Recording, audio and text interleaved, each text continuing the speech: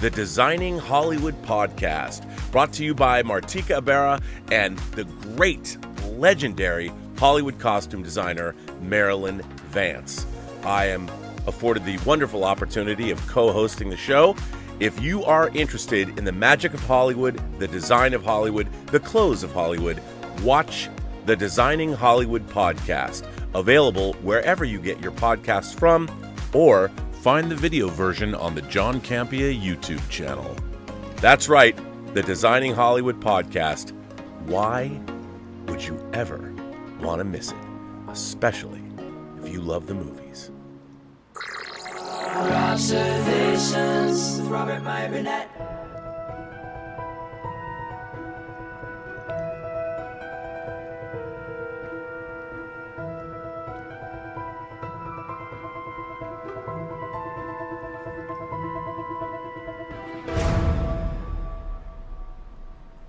Well, greetings, imagination connoisseurs. Once again, it is I, your Duke of Dope Discourse, your master of fun and wonder, your viceroy of verisimilitude, your sommelier of sci-fi and cinema, your evangelist of the imagination, and the as yet undefined existential Mr. Rogers. That's right, me, Robert Meyer Burnett, and I am Robcasting at you, right here from the Robservatory, right at you, you imagination connoisseurs, you members of this, the post-geek singularity community. This is Robservations, episode 873, on the inevitable march to 900. So, you know, if you'd asked me one of the things I had on my 2023 bingo card, there's not much that I would have been able to tell you was on my 2023 bingo card. Certainly Barbenheimer wouldn't have been one of those things. I think that Barbenheimer is going to be one of those things that Hollywood puzzles on, if there is a Hollywood, puzzles over and ruminates on, puzzles over for a long time to come. There's going to be a lot of marketing executives probably trying to figure out a way to take credit, but they can't. And there's going to be a lot of people wondering, how did the internet just embrace these two disparate movies at the expense of others? On one hand, Indiana Jones and the Dial of Destiny, Mission Impossible 7, or Mission Impossible Dead Reckoning Part 1. These movies, The Flash, franchise properties, known properties that were expected to do very, very well, have not done as well as they had hoped. And yet these two films, two movies that couldn't be different. Greta Gerwig's Barbie, which she shaped with Noah Baumbach and Margot Robbie. And then, of course, Christopher Nolan's Oppenheimer. And both of them coming out on the same day. And, of course, the internet, as the internet is wont to do, they love memeable moments, or, you know, what I find, in a way, uplifting. Not just the fact that over its second weekend, Barbie is now closing in. It's past $775 million. I mean, it's going to gross $1 billion. Barbie. Which, of course, you know, God knows what that means for the spin-off movies from toy companies that we're going to get. I'm holding out for the Gnip Gnop movie. I hope to see that. Or maybe if board games become all the rage, Chutes and Ladders, maybe Life or Sorry, Operation, Monopoly. Where's the Monopoly movie? Weren't they doing that? Come on. I don't know what it all means. But what's interesting is that both Oppenheimer and Barbie, I mean, you could say Barbie now is a franchise, but it was a shot. They were trying to develop it. Amy Schumer was going to be a Barbie at one point. Probably a very different kind of a movie. But I think one of the interesting things about what's happened here, regardless of what brought these movies success, I think that we can all agree that there are two very important things. Before we get to even Barbenheimer, but two very important things about Barbie and Oppenheimer. They're original films made by auteurs. Yes, Greta Gerwig is an auteur. And so is Noah Baumbach. Together, they're a couple in real life. They co-wrote the film together. So what you're getting is a very distinct, I'm always talking about authorship and point of view, that Barbie took what could have been a nightmare of a horror show movie and turned it into something that was actually, full disclosure, I have not seen Barbie yet myself, nor have I seen Oppenheimer. I know because I'm waiting to go see Oppenheimer in 70mm IMAX, and I had IMAX tickets for opening night. I couldn't use them because of Comic-Con, so I haven't been able to get back to the theater I wanted to see it at. I'm going this week. But I think whether you've seen the movies or not, it's apparent that both were original visions made by auteurs, like I said. And Barbie has a lot more to say. I mean, at first, it's very funny watching people struggle with, well, it's a movie putting down men in the patriarchy. And indeed, there's nothing wrong with playing with male-female gender roles in society. I mean, there's nothing wrong with, putting men in their place. I have no problem with that. Certainly, we've been putting women in their place for a long time. I don't, as long as it's done well. And when people like Ethan Van Sciver are talking about liking Barbie, which I didn't see coming either on my 2023 bingo card, but, I really appreciate Ethan Van Sciver's art, and I certainly appreciate what he did with his own comic, Cyberfrog. And whether you like Ethan Van Sciver's politics or not, I respect him as a creator, that he's been a firebrand online, but he even liked Barbie. That was like when somebody once said in Cinefantastic magazine, come on, even Harlan Ellison liked The Empire Strikes Back. So, pretty interesting. And then on the flip side of that, we have Christopher Nolan.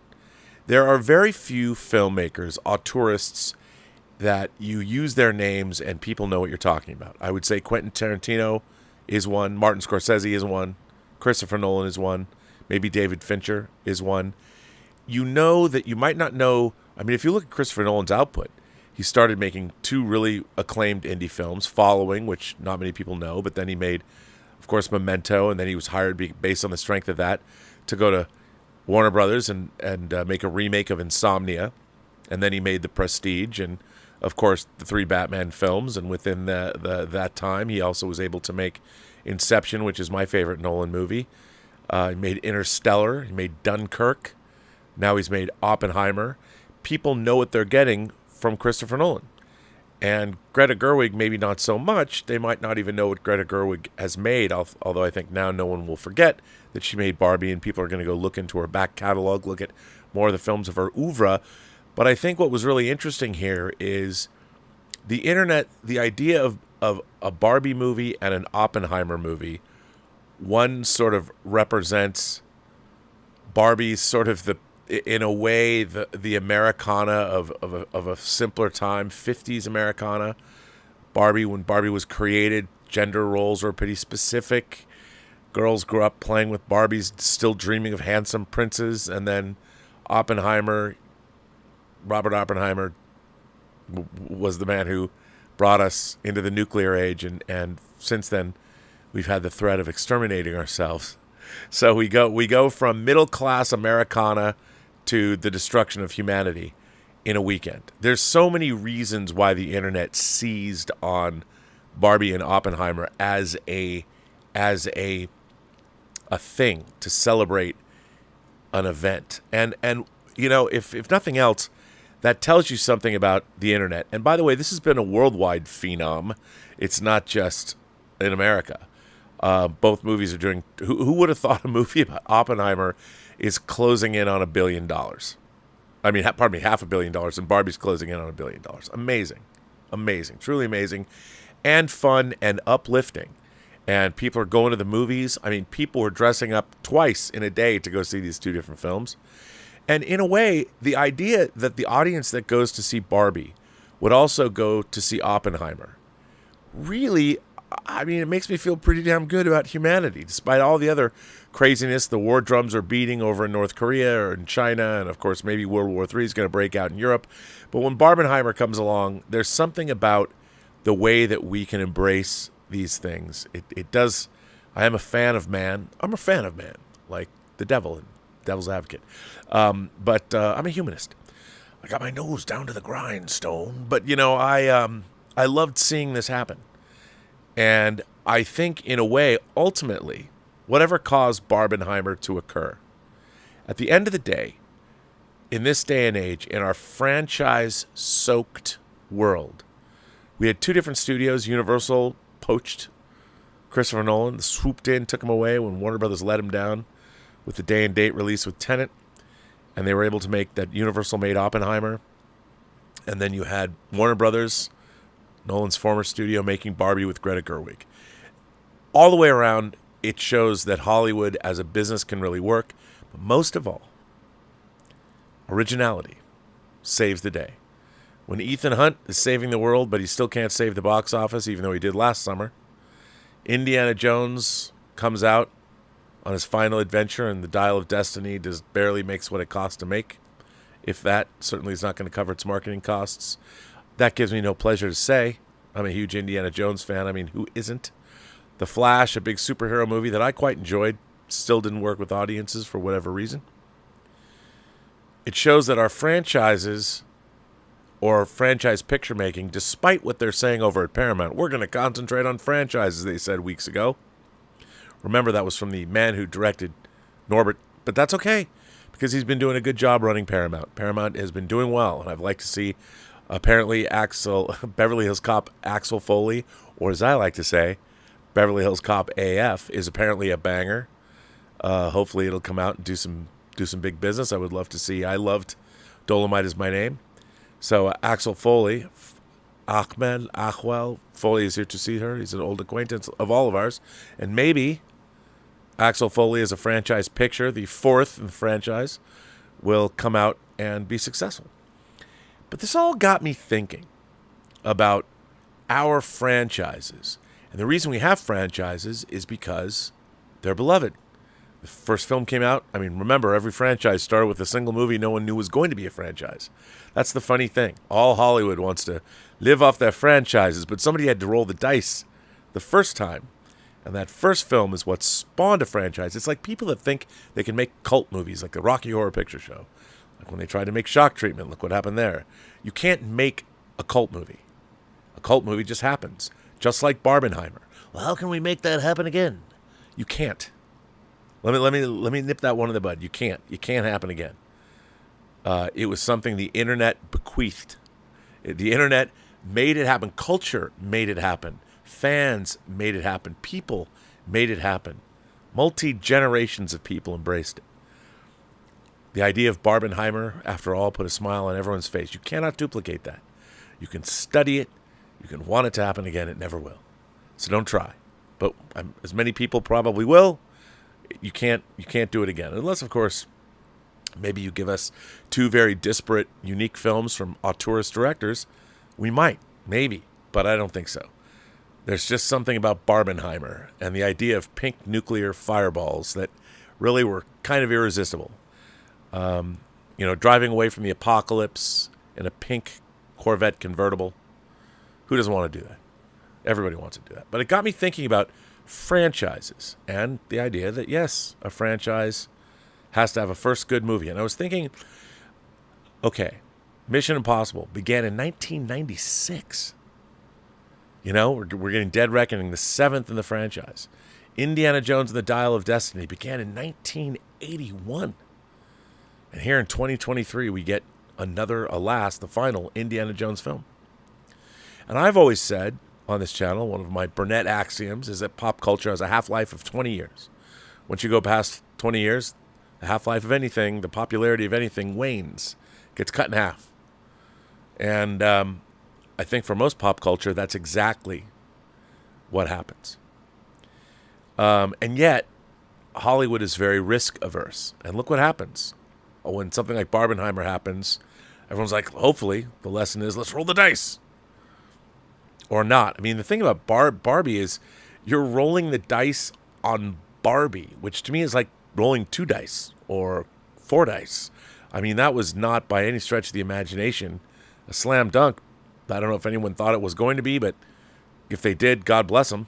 But I think probably no one saw that coming. But with franchise properties, the beloved franchises, we're in the midst, I think, of the nadir franchises, maybe? I don't know. All of our franchises, I think, are leaving us wanting. And I wonder why. And I think, okay, we've got modern franchises. I would say John Wick. We had John Wick 4. John Wick is a franchise that has basically delivered the goods. The first film is, I think, known again. Somebody rolls the dice on that first movie, John Wick, Keanu Reeves wasn't necessarily at the top of the box office, but it shows you when you put the right actor into the right project, when Quentin Tarantino revitalized John Travolta's career. You know, at the time, people probably went, what? Who would have thought? Quentin Tarantino would have thought. You know, putting Robert Forster in movies. Michael Parks. Quentin Tarantino knew what he was doing. So, in John Wick, they put Keanu Reeves in a suit. They had him no one gives a headshot. And you know what I'm saying when I say headshot. I'm talking about a real headshot. No one does it better than Keanu, but who knew?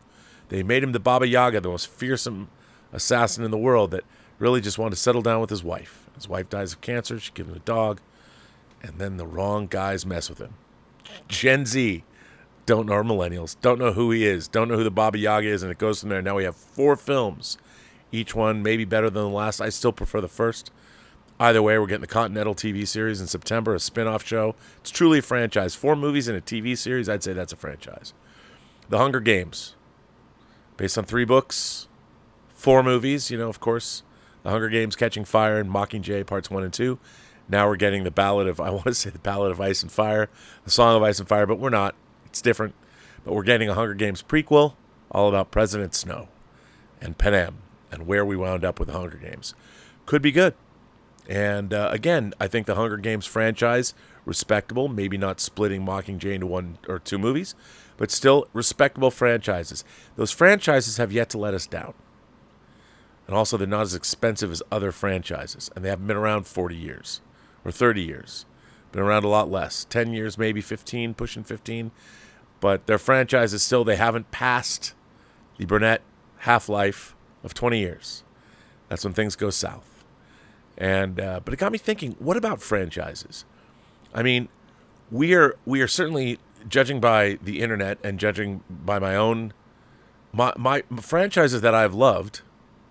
I mean, I would say we're not 20 years past the MCU, but the MCU has been really kind of disappointing. Guardians of the Galaxy, which came out this summer, loved it. Enjoyed it quite a bit. I thought it worked, but the rest of the output of Phase 4 and the streaming shows have left me wanting. Indiana Jones left me wanting. Star Wars has certainly left me wanting. Mandalorian Season 3 was, I thought, shite. And Star Trek itself, I will try to not opine on Star Trek tonight, but let me just say that there's a dead franchise. Now, I want to read some things. As you know, it wouldn't be me if I didn't have a few articles. I got a few articles teed up for you.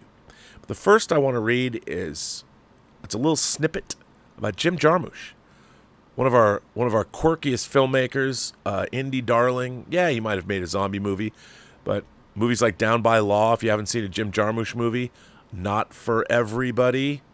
Ghost Dog Way of the Samurai is pretty cool, though. But I wanted to read something that was today. Samantha Bergson published it in IndieWire. And here's what Jim Jarmusch had to say. Jim Jarmusch will never watch Star Wars films. He says, quote, I resent their cultural impact. I resent that I know so much about them and the characters, Jarmusch said. Why is all that in my head when I've never actually seen one? You and every other member of Western civilization, and indeed the world. Jim Jarmusch won't be traveling to a galaxy far, far away anytime soon. The Dead Don't Die director revealed to The Believer that he will never see the Star Wars franchise out of protest over its cultural impact. Quote, I have particular things I will never see. I will never see any Star Wars films because I resent that I know so much about them and the characters, Jarmusch said. Why is all that in my head when I've never actually seen one, you know? Why do I know about R2-D2 and Darth Vader and all these things when I've never even seen any Star Wars film? He continued, I've never seen Gone with the Wind, and I never will just because I feel like it's forced on me and it's some kind of corny thing. No, Jim, it's not. And I think you should see it. Jarmusch notes that while he is not hierarchical, he does have hierarchy etical. You know what I'm saying. But he does have his preferences against mass things for sure. Quote, but because I really deeply love the craft of filmmaking, I, of course, like masterful filmmakers' work. But I watch all kinds of stuff, he clarified. On a plane recently, I watched Cruella, by the way. truth be told, I like Cruella. I love the Naked Gun movies because they're so stupid. I'm sort of amazed by the John Wick movies just by how many people he can kill. I haven't seen the Twilight movies. Jarmusch continued, these are very subjective, just kind of stubborn things on my part. I don't like mass things being shoved on me, but I will go see them, like The Terminator is a masterpiece of cinema. It's a big action movie, essentially, so I don't really differentiate. I bet he was talking about Terminator 2. The director added that he has a particular filmmaking pet peeve. But I have to tell you one thing I hate. You can't just do a little test. And you can do just a little test yourself. Watch any recent action-oriented movie and look for any shot that's more than 3 seconds long. I find that really insulting and shit filmmaking. Like they have to keep it moving every 3 seconds. And that's the longest they'll leave a shot on. And then cut. 1 second, cut. 2 seconds, cut. 3 seconds, cut. Man, I get a headache. I just turn it off. I'm like, come on, man, go to film school. Watch something. Go read a book. Look at a painting. Look at something. This is nonsense. I can't stand that. Jarmusch previously said that Twin Peaks: The Return was the best piece of American cinema over the last 10 years, calling the series an 18-hour film. Well, I'm right there with old Jim. I think that one of the things about our franchises and what makes them franchises is that they become part of our cultural vernacular. As a matter of fact, they become very important parts of our culture. And what they mean, what the characters mean in the larger cultural imagination of the world, what the stories mean, they matter. Now, no one knew, no filmmakers know when they're making a movie. Even George Lucas, he thought Star Wars was going to fail. That's why he lit off to Hawaii with Steven Spielberg for its opening weekend. He didn't think it was going to work. He didn't know. So even the filmmakers don't know if they're making a franchise. I mean, if you had asked George Lucas if in May of 1977 that in 2023 there would be TV shows based on characters he hadn't created yet, he would have laughed you in the face, man. Laughed at you in the face. He wouldn't have ever believed that. But once a franchise occurs, once it becomes part of the zeitgeist, once it becomes part of the collective imagination of the planet Earth, I've always wondered, is there a larger responsibility then? Because George Lucas, until he sold the franchise to Disney, it was basically owned by him. He decided what was going to be done with it. Anything he wanted. But now, when a corporation buys a franchise, a corporation doesn't know how to tell a story. A corporation is buying this thing, this product to sell like any other product. And they expect the product will sell. And they figure they can make whatever they want to make. And they can do whatever the hell they want to do. And it will just sell because it's the franchise. They don't realize that a franchise is one bad movie or one bad show away from irrelevance. The flip side's also true. It's one great movie or one great show away from being relevant again. The Mission Impossible franchise was kind of like that. It had been gone for 6 years after Mission Impossible 2. And after Mission Impossible 1, it was still 4 years between the Brian De Palma directed version and Mission Impossible 2, which gets a bad rap. I like Mission Impossible 2 a great deal, but then again, I'm a John Woo fan. So, but I understand a guy like Jim Jarmusch resents franchises. I think he resents the fact that franchises permeate the cultural conversation. That suddenly people use Darth Vader and R2-D2 and Han and Leia and Chewbacca in cultural vernacular just in normal conversation. Suddenly you bring up these fictional characters to make a point. And a guy like Jim Jarmusch is like, what the hell, man? Why should I be having a conversation, an intellectual conversation about culture, and someone's going to bring up a fucking astromech droid? Why is this happening? It is happening. And then when a corporation buys a franchise that is beloved the world over, does a corporation have a responsibility to the franchise, or does its fealty always go to its shareholders? And what's interesting is if you spend billions of dollars to acquire a franchise, how do you oversee that franchise and nurture it? Because you obviously bought the franchise to continue to make you money. It becomes a corporate asset. But a corporation doesn't know how to tell a story unless, they're cooking the books for their quarterly phone call. No, I'm not saying corporations do that. No, I wouldn't say that.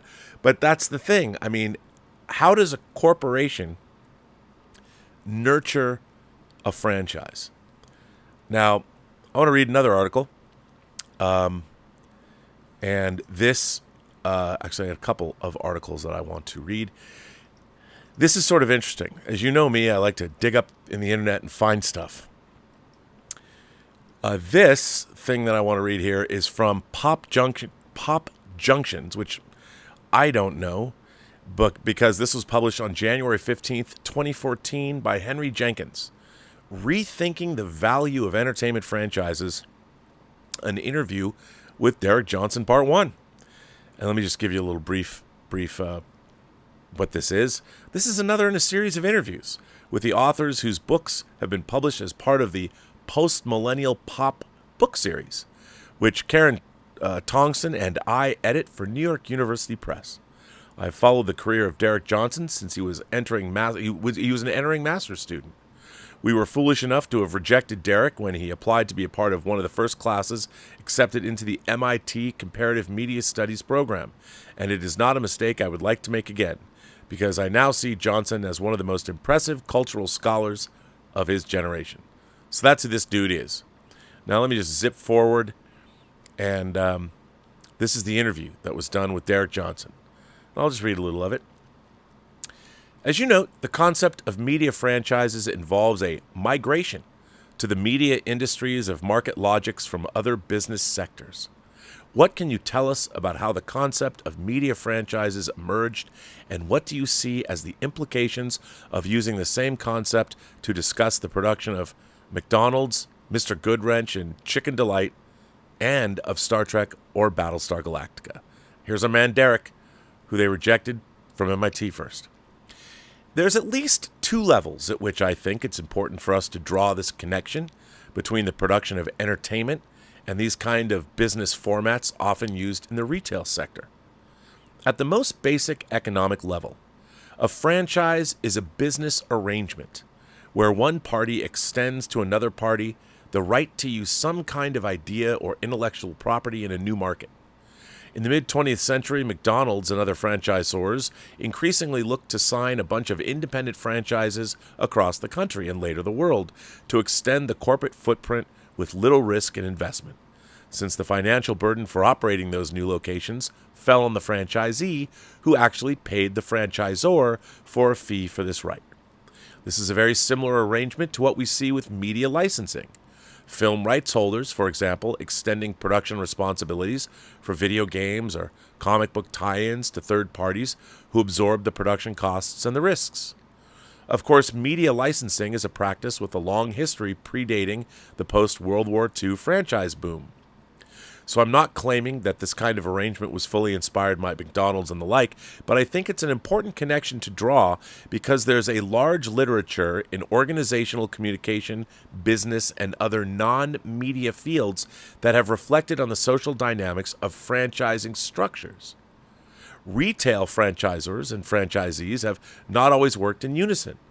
Instead, franchisors are always working to assert their authority over independent outlets they cannot fully control, and franchisees seek to assert their local agency in larger corporate culture. It's exactly the kind of question of power and negotiated struggle that I think speaks to cultural studies of the media. What I do think is perhaps more new is the way this franchise boom in the latter half of the 20th century helped to shape the way in which the production of media entertainment would be increasingly imagined. Media licensing and even formatting were not new to the entertainment media of the 1950s and beyond, but came to be understood through this same franchise imaginary. As Moran tells us, Romper Room was a 1950s children's television series that was originated in one local television market and then spawned new productions in others, with the creators having looked to fast food franchising as an alternative model to network distribution. It is by the late 80s and early 90s, of course, that the language of franchising enters common usage for making sense of entertainment media. where we start to understand franchise as a common sense descriptor for things like Star Trek, Batman, and others that cross multiple sites of branded production and consumption. I think it's particularly crucial to understand this connection because the franchising metaphor also shapes our critical orientations to these entertainment brands.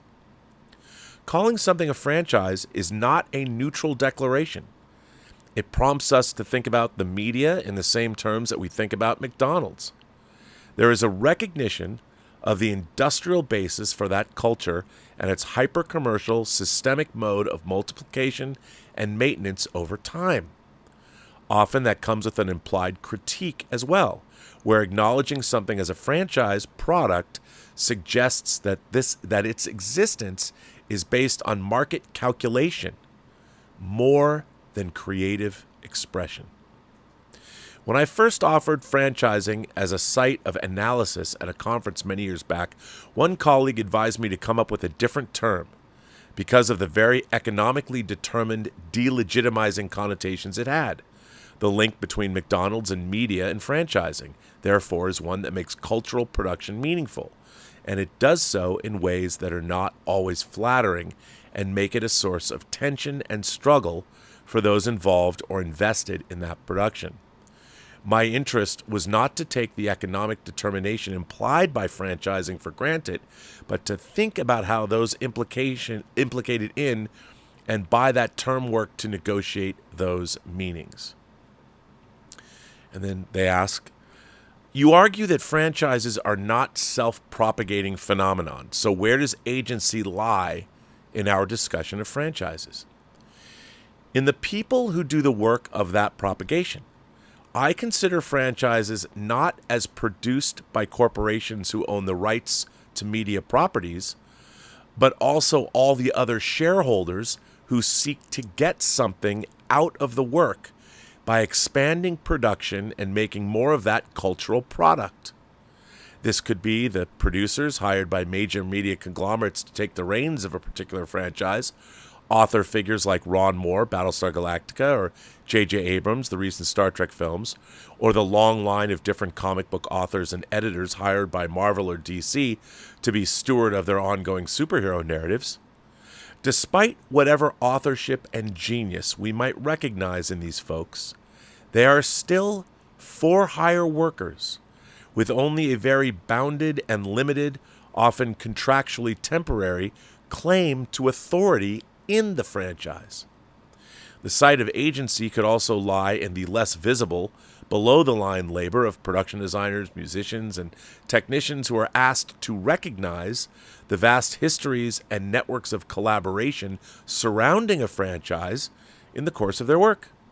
And it could also extend to the licensees who are contracted to produce ancillary materials meant to work in some relationship to other products, but produced from a position outside more privileged sites of creativity and subject to the stringent approvals of rights holders and other authorities. I also want to locate agency within the consumer as well, as fans and other audiences do a lot of work to help these franchises move across markets and persist over time. Now, there's a lot of heady collegiate vernacular there, a lot of academia in that, but I thought it really interesting to hear franchises laid bare as a product, as a commercial enterprise, and how it's very interesting that we as fans, it's like, well, Dave Filoni's going to come in and save Star Wars. That we give all this, or Kathleen Kennedy's torpedoing the franchise. You know, either way, Star Wars is a product of the Walt Disney Company, and no one does anything with or for Star Wars unless the company says they can. It's not Kathleen Kennedy, remember. It's Disney. The powers that be at Disney. They might give her a free hand to do what she wants, but you can't talk about Star Wars without talking now about Disney and their overall corporate interests. And I feel sometimes we forget about that. And it's hard because we fell in love with Star Wars before it was a franchise. We fell in love with Star Wars when it was just the product of one man's imagination and all of his collaborators that banded together to turn Star Wars into what it was in May of 1977 and irrevocably changed the Western world. And I don't think it's too much to say that that's true. I think it is true. And the real question is, what happens when I mean, look, the funny thing is, people, if you're a cynic, you can say that, well, Rob, all films are commercial. It's just a widget. You know, it's just another project. You know, a bag of Doritos and a movie are exactly the same thing. And I would say, au contraire. We all know that's not true. Some people might think, certainly the bean counters at Disney probably think that's true. You know, how many Baby Yoda suckers can we sell at California Adventure? I get that. But none of us fell in love with Star Wars because it was a product. We fell in love with Star Wars because it blew into our imaginations like the tornado that took Dorothy to Oz. And it stayed there. It laid waste to what we thought was real and what we dreamed about. And in one gust, Star Wars blew into town and changed our minds and changed our Western culture forever. I don't think it's too much to say that that was the case. It certainly was for me. I was 10 years old. I was in the 4th grade. I was in Mrs. Walton's 4th grade class at Island Park Elementary School in Mercer Island, Washington. Changed my life.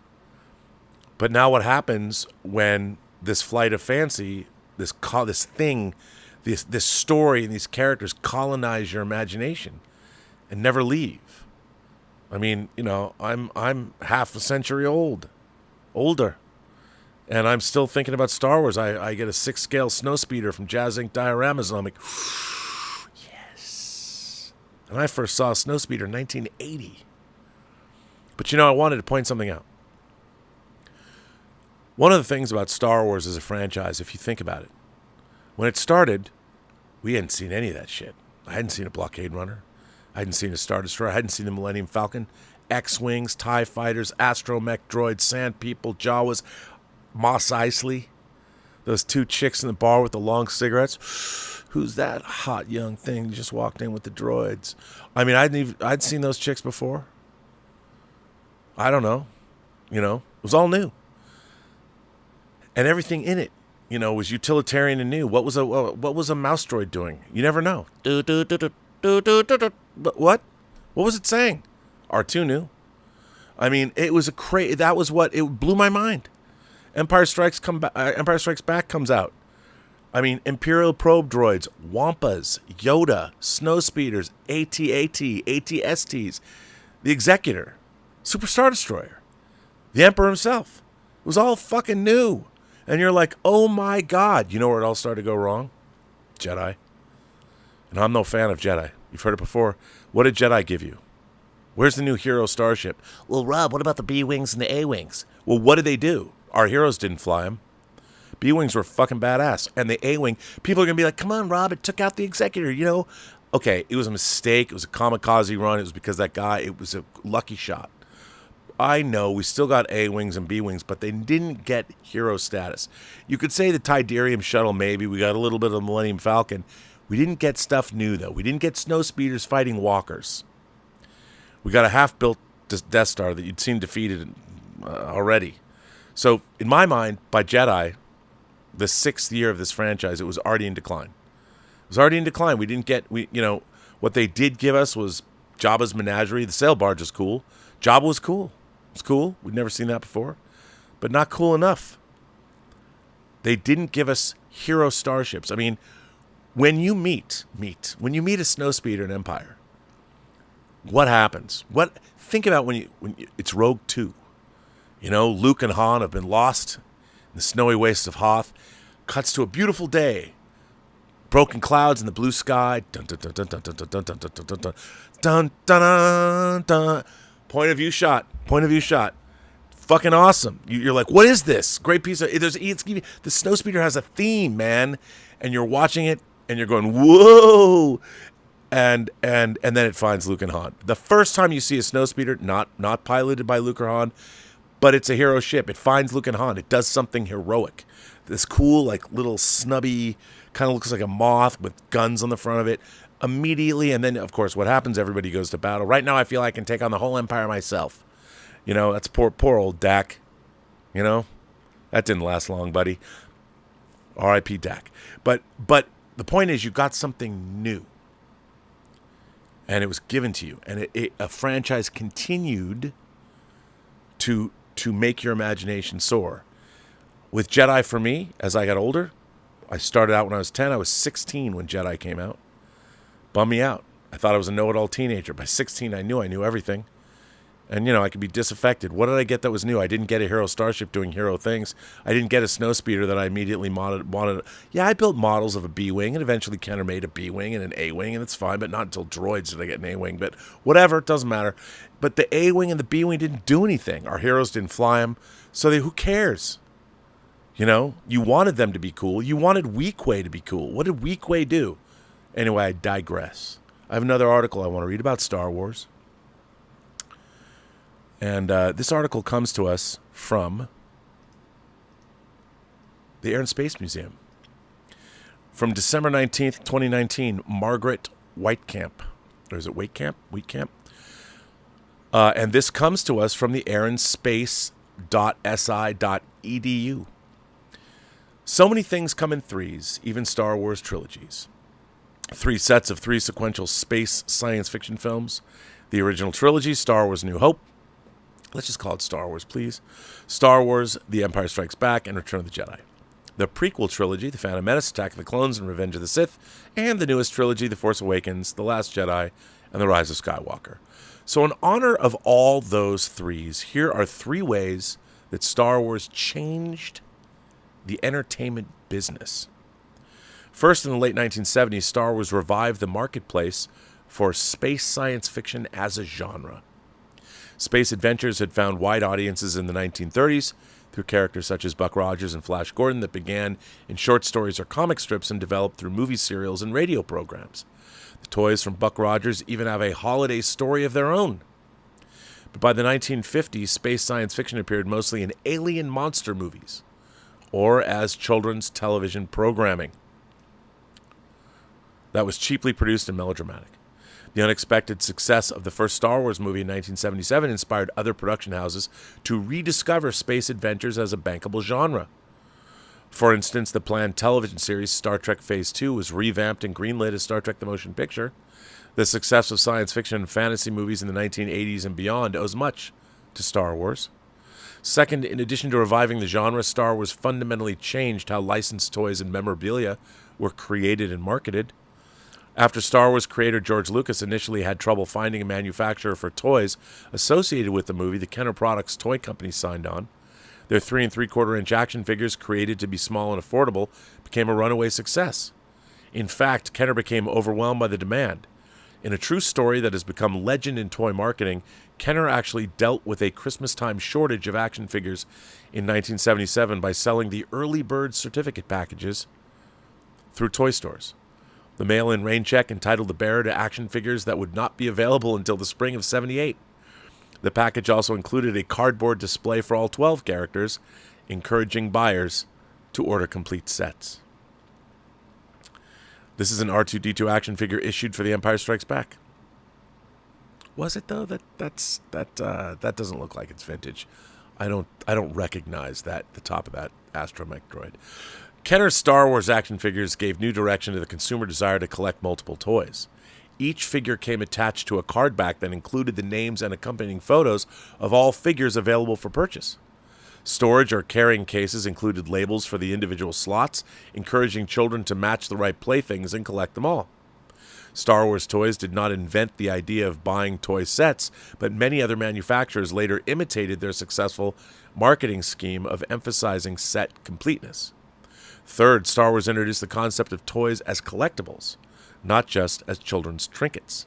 As author and toy historian Sharon Scott has argued in her book Toys in American Culture and Encyclopedia, when vintage Star Wars toys in good condition became quite expensive, consumers began to realize that other toys in good condition might be valuable over time as well.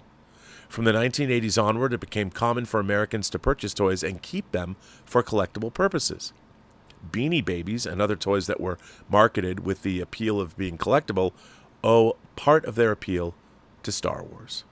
The Smithsonian's National Air and Space Museum long has had an interest in how spaceflight has been imagined.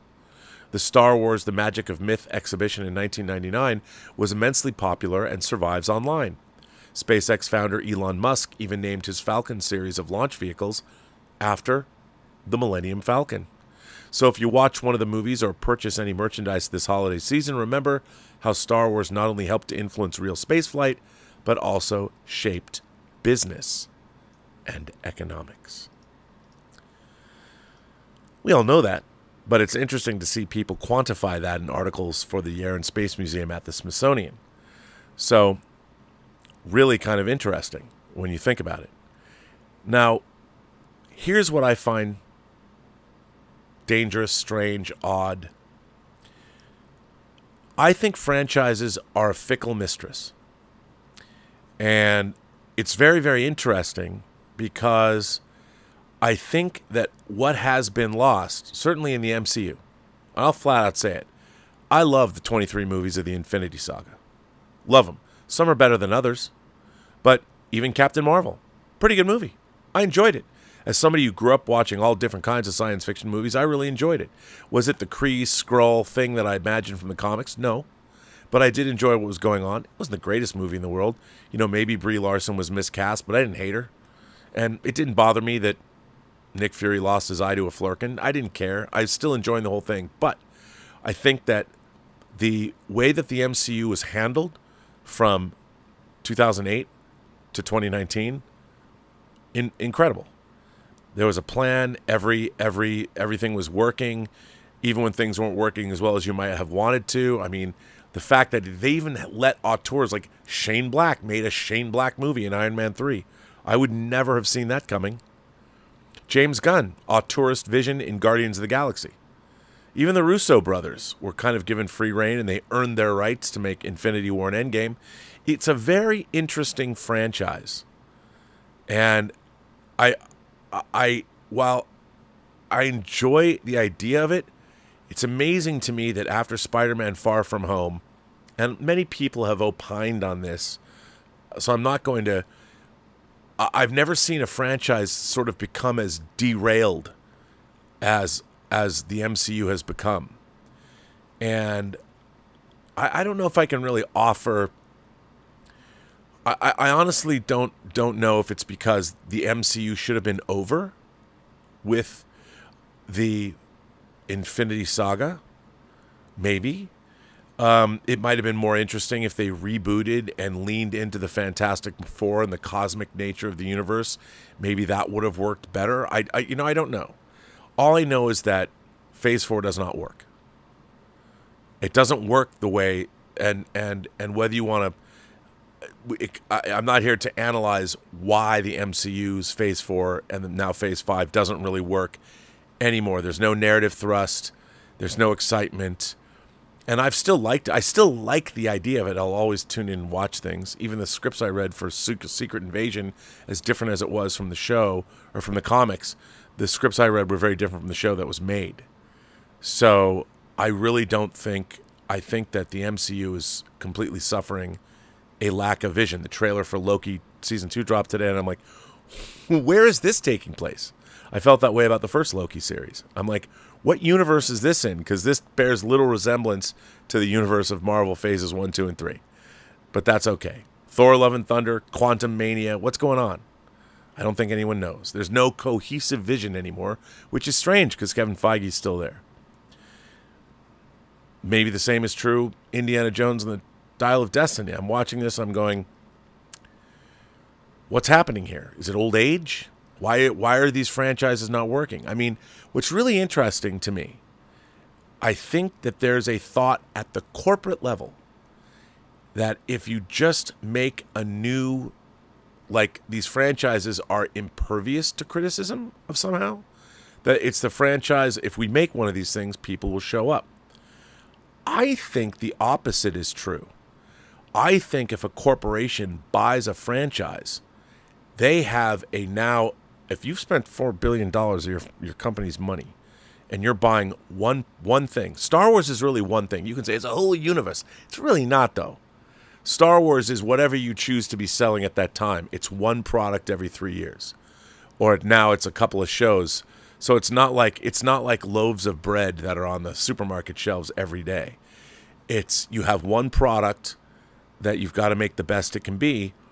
The problem is, and this is the craziest thing, is that there's no one at the corporate level who knows why Star Wars works. Like if you're buying a car, people at Ford know how a car works. You know, they're like, we know, we built these things. Well, we know, of course we know how to make cars work.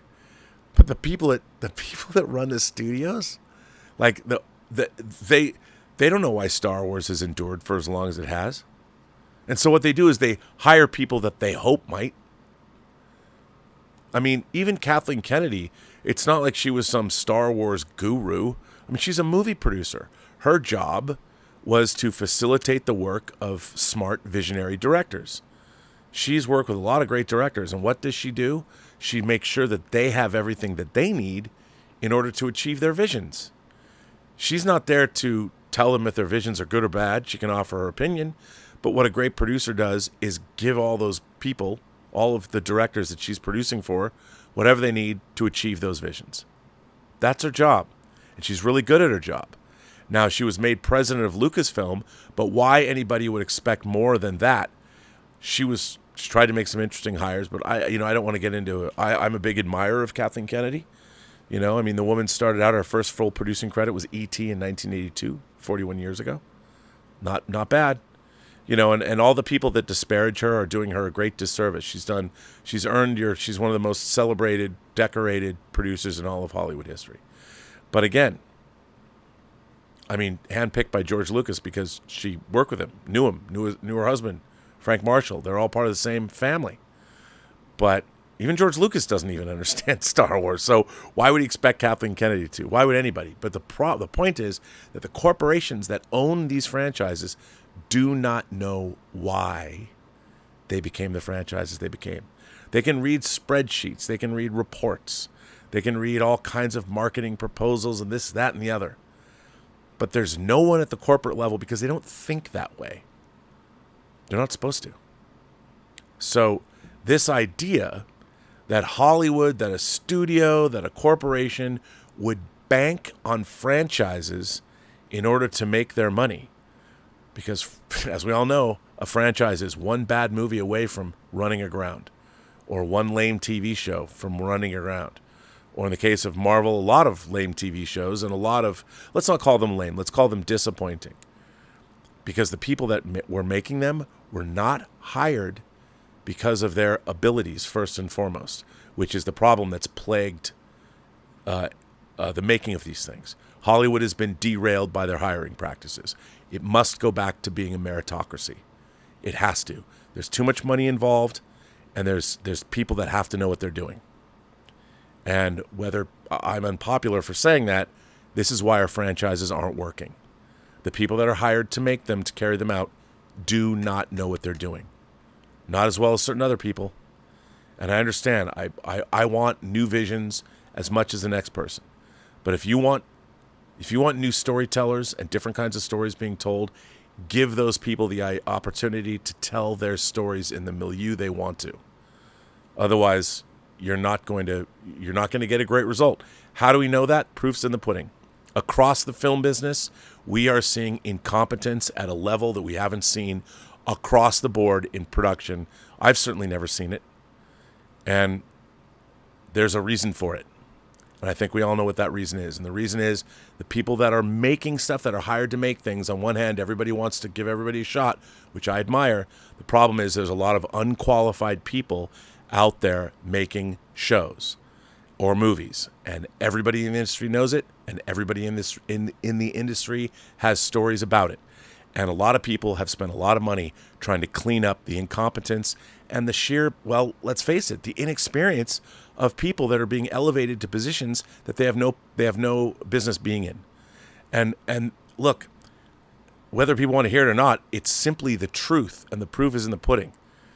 The profligate spending, it's out of control, and it's out of control because we need to make filmmaking turn it back into a meritocracy. The people that know what they're doing have to be put back in place. if you want your franchises and if you want your shows to work. And by the way, the flip side of that is we have more diverse stories being told. If you look at the Emmy Award winners or Emmy Award nominees in comedy and in dramas, when have we ever had so many interesting and great things being produced? On one hand, there's a lot of incompetence happening at certain levels. On the other hand, we're getting great stuff from all different quarters, all different. Who would have known that Abbott Elementary would be one of the great shows on TV right now? I wouldn't have. But it is. Why? Because somebody took a chance on a visionary showrunner who had a great idea based on real experience. And it became a phenom hit. That's how you create franchises. That's the key. You look to Abbott Elementary, look at who created it, look at what their background was and where they got the idea. That's a franchise. And that's something that will endure. And, so, hey, the real problem is our franchises are owned by corporations that don't know what make those franchises go. Now, I'll give you an example. You know I was going to talk a little bit about Star Trek. I could not talk about Star Trek. But look at Star Trek. What was interesting about Star Trek is when Star Trek the Motion Picture finally got greenlit and then it came out on December 7th, 1979, you had a bunch of TV actors that were now in one of the most expensive movies ever made. And then as a result of the success of Star Trek the Motion Picture, and it was successful, it was too expensive. They had to figure out a way to bring down the budget. So they hired the TV department at Paramount to make Star Trek 2 to cut down the budget by a great deal. But you got to watch these characters grow into middle age and eventually die. When did that ever happen like that with pop culture characters, especially TV, a struggling TV show that later became a franchise? And we saw the lives of those characters play out on screen, their fictional lives over the course of decades. And then as a result of that, we had other franchises as well. But what Star Trek did was it kept pushing forward. And within the universe of the franchise, you suddenly had hundreds of years of Star Trek, a whole universe that you could now follow with a lineage and a history.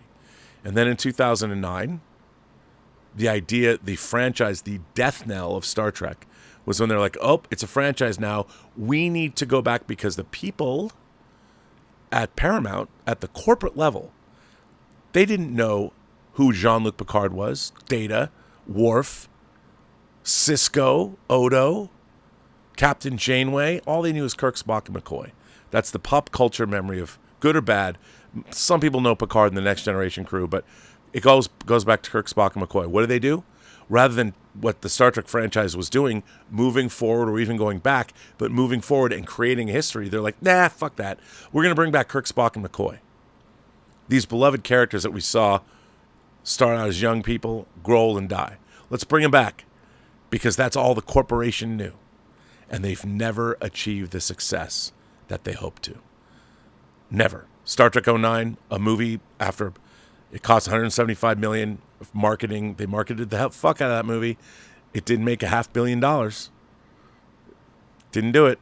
And Star Trek has been limping along because since 2009, because the people in charge, they don't know what makes it, so they're hiring other people that have credits, maybe an Academy Award or a Pulitzer. That doesn't mean they can make good TV. So that's why the Star Trek franchise has been limping along, not in glory. No one's giving it Emmy Awards for Best Show or Best Writing, Best Acting. I might get a Makeup Award. Sure, we give them a Makeup Emmy. But there's a reason for that.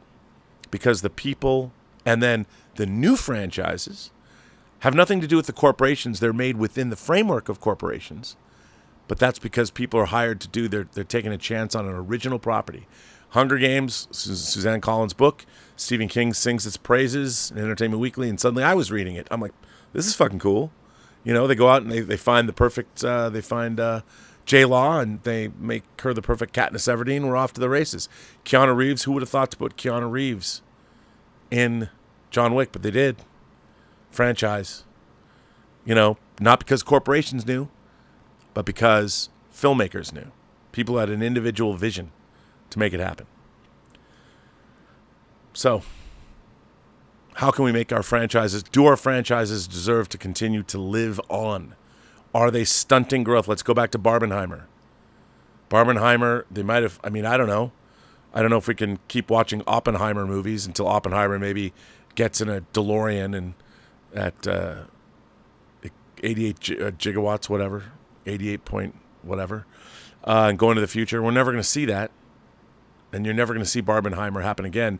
But I think the idea of visionaries that want to make unique visions are still desired by the public at large. Whether they need the memeable moment of a Barbenheimer or whether you figure out a way to have auteur, I think, if nothing else, and this we'll know if I'm wrong or not, I think this has primed the pump for Scorsese's Killers of the Flower Moon.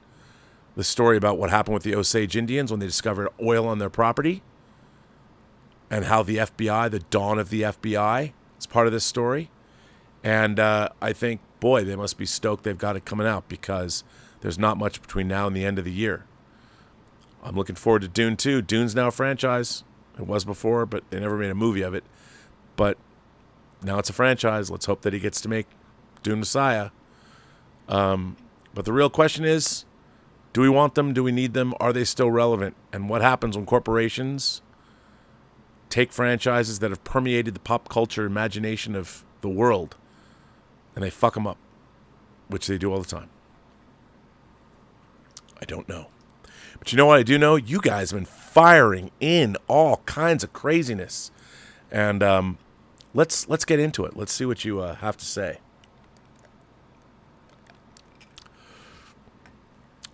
Eloi Diaz, who's been a member for 10 months. Thank you. Appreciate that. Thomas Logan says, Rob, I DM'd you. I found some decent seats for you and Liz for Oppenheimer. Ooh, I'll have to check that out. Brandon Martin's a new member of the channel. Thank you, Brandon. 6 Scale Mafia, my man Anthony, who's going to be at the 57-year mission at the Rio this weekend at the Exo 6 booth. If you're going to that Star Trek con, check out Anthony. Check out 6 Scale Mafia showing off Naj and Tam's new Exo 6 figures. They're going to be dropping some fire. He has gifted 5 Burnettwork memberships to people. Scott Bartholomew, who's been a member for 4 months, says, the success of franchises is dependent on the target audiences, and targets are constantly shifting. Today's target is quite different from the past. Scott, I agree. But I would say this. You know what? Nothing has changed. People want great stories well told. And I think they want originality. You know, I've been going back and forth on all these people like, AI, it's going to allow one creator to do everything. I'm like, no.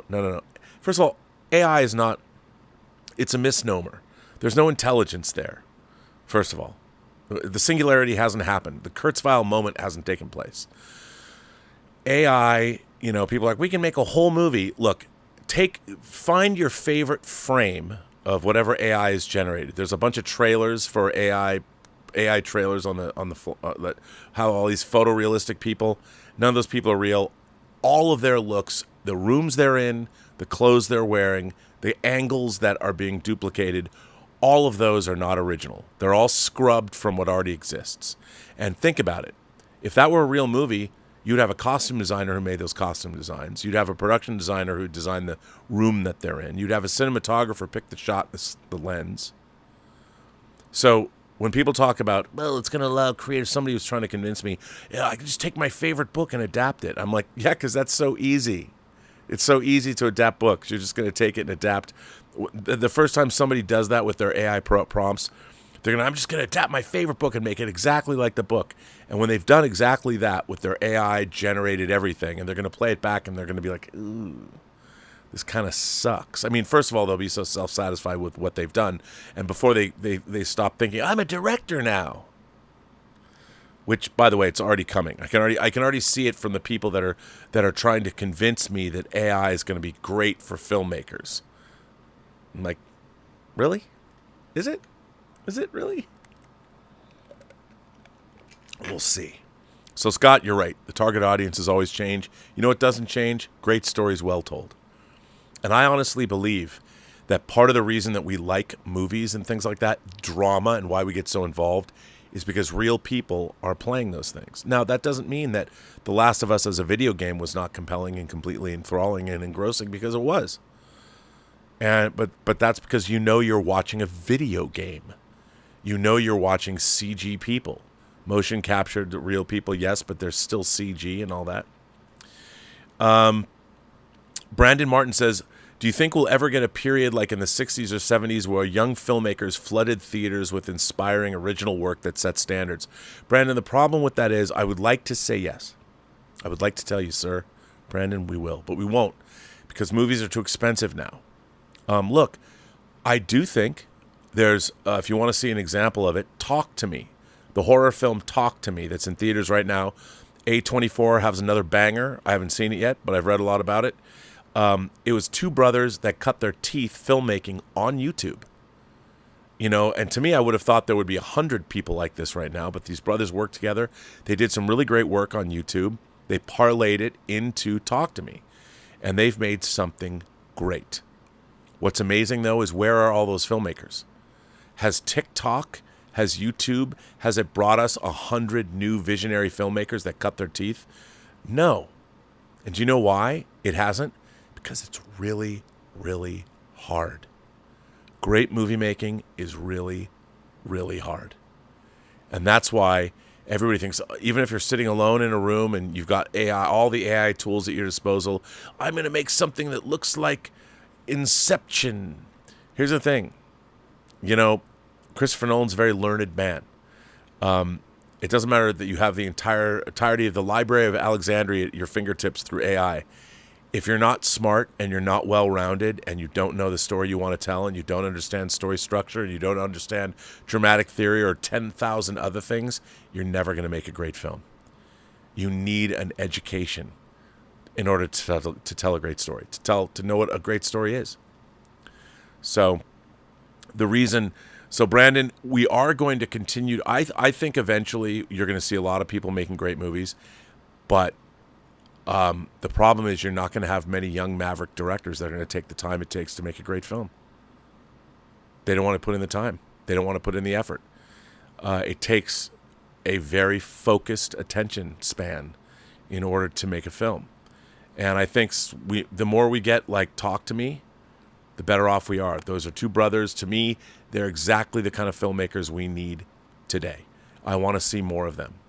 But the 1970s and the late 60s and early 70s were a very different time, and you could make incredible movies for $1 million or $2 million that affected the culture.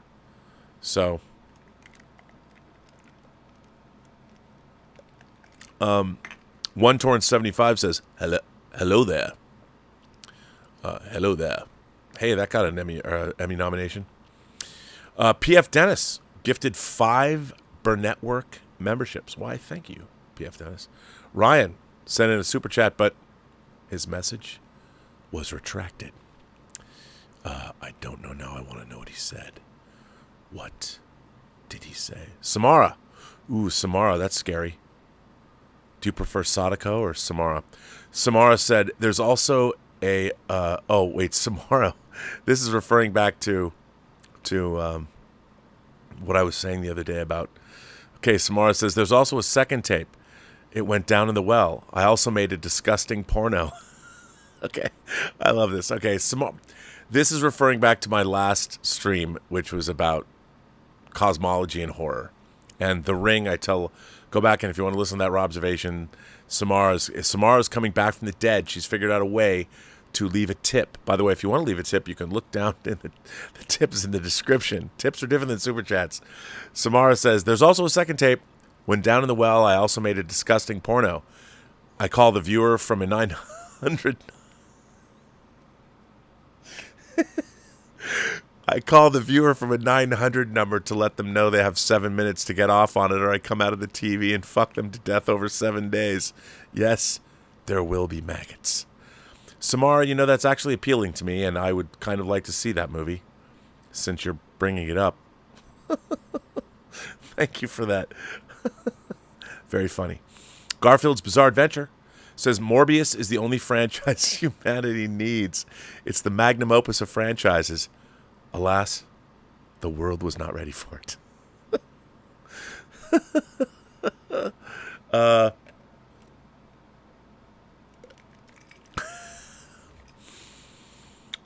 It's never Morbin time anymore. It could have been. Again, Sony was afraid of more. They're making Morbius, and they were afraid of it. Look, lean into the R-rated vampireness of the whole thing. Let's see a lot of blood. I mean, it's crazy to me that we go from Venom and Carnage to Morbius to now, well, who knows when it's coming out, but to Kraven the Hunter and then to Madam Web. I keep forgetting there's a Madam Web movie coming out. But, I mean, that's crazy. What are they doing? Who's making these choices? I don't know. Stephen Langford says, in Oppenheimer, I wanted to see the damage the bombs caused to Hiroshima and Nagasaki. Something similar to the atomic blast that melted Sarah Connor into a screaming skeleton in the T2 dream sequence. But Stephen, I ask you, why? I understand. I totally understand the impulse. There's a lot of people that have been very critical of that. And I'll tell you something. For me, even though I haven't seen Oppenheimer yet, I've read the book it's based on, though. And what's terrifying about that is that these men, just like in Jurassic Park, just because you could doesn't mean you should.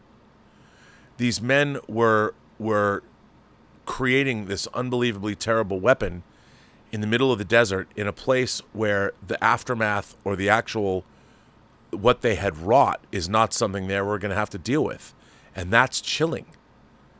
And it's terrifying. And I know that everybody wanted to see that, and they wanted to have that catharsis. But, I mean, isn't it, why would you, I don't think he would give that to you because that wasn't part of their story. Of course, it was the conclusion of their story, but they weren't there. And it's terrifying and scary. Ryan sends in a $20 super chat and says, franchises are a cancer on the industry. Prior to the 1980s, I can't recall a franchise. Well, I'll give you one. There were two franchises that dominated my childhood. One was the James Bond franchise, and two was the Planet of the Apes franchise. And the thing about the Planet of the Apes franchise was I didn't understand. Well, when I first saw it, I saw Planet of the Apes when I was 5 years old. When I was 5 years old, the same year I saw War of the Worlds, it blew my mind. And then on TV, the 5 Planet of the Apes movies. So for those of you who don't know, there are 5 original Planet of the Apes movies that were made between 1968 and 72, 73, and then they made the animated series. But there was, say it with me now, Planet of the Apes, Beneath the Planet of the Apes, Escape from the Planet of the Apes, Conquest of the Planet of the Apes, and Battle of the Planet of the Apes, with diminishing budgets each time. And Paul Williams. And I'll tell you something, the Planet of the Apes franchise, I love them all as a kid because they were all so different. Those movies are very, very, each one of them is completely different than the one before. So even though they're not as great as, the first Planet of the Apes masterpiece, and then they all have the laws of diminishing returns, but as a kid I loved all of them for various reasons because they were so different. Conquest was probably my least favorite because it was mean. As I got older, I'm like, okay, I get it now. And then finally seeing the R-rated cut. But then the James Bond franchise as well. It was a franchise, and it didn't let me down. I wasn't, even as a kid, I'm like, I love Diamonds Are Forever. But those were franchises that didn't let me down, and I had toys. They were mainstays for me. And remember, I mean, if you go all the way up to, so there's Dr. No in 62. Then you have From Russia with Love, Goldfinger, Thunderball, that was 65. You Only Live Twice was 67. On Her Majesty's Secret Service was 69. Diamonds Are Forever was 71. Live and Let Die was 73. Man with the Golden Gun was 74. Spy Who Loved Me was 75. So from 62 to... Spy Who Loved Me was 77, pardon me. I say 75. It's 77. So from 62 to 77, you had 10 Bond films. And there are 25 total over the course of that time. And then, of course, another franchise I haven't even mentioned is Harry Potter. But the thing about the Harry Potter franchise is, like the Hunger Games franchise, is you had the books. So you could follow the books. So there wasn't a lot of... And there was a decision early on to have great fealty to the novels. I think the first two are kind of hampered by that, especially the first one. I thought when I saw the first Harry Potter that Christopher Columbus made, I felt it was a movie about magic that wasn't very magical. It felt stilted to me, but I haven't gone back and watched it in a while. So Hollywood is, I didn't even finish reading Ryan's comment. Hollywood is gutless, which is why franchises exist. They've become so processed, predictable, and uninteresting. But there's a reason for that, and it goes hand in hand with the earlier comment about what about the movies of the 60s and 70s. Movies have become so expensive to produce. Remember, Star Wars was it was made for $9 to $10 to $11 million. But movies now, I mean, first of all, here's a pro tip. If you have to spend more than $125 million on a Star Trek movie, you don't know how to make a Star Trek movie. Period. You don't. You can make a great Star Trek movie in 2 rooms if you had to. Thing is, nobody knows how to do that anymore because they don't know Star Trek. But the franchises are too expensive. And Hollywood is so risk averse, the studios want to spend $150 million or $200 million and make $1 billion. When that much money is at stake, all they can do is rely on franchises. And I think that what Barbie and Oppenheimer have shown you, what the results of Barbenheimer are, is if you find great filmmakers willing to make great movies, well, then you get a weekend like we had, or the last 2 weekends.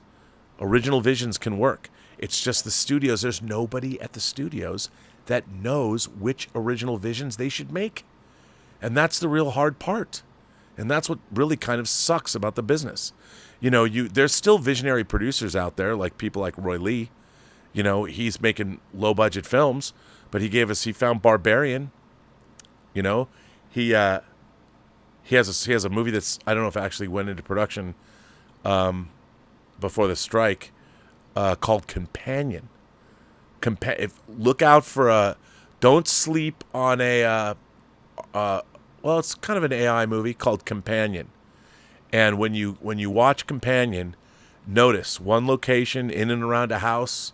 It's a banger. The script was a banger.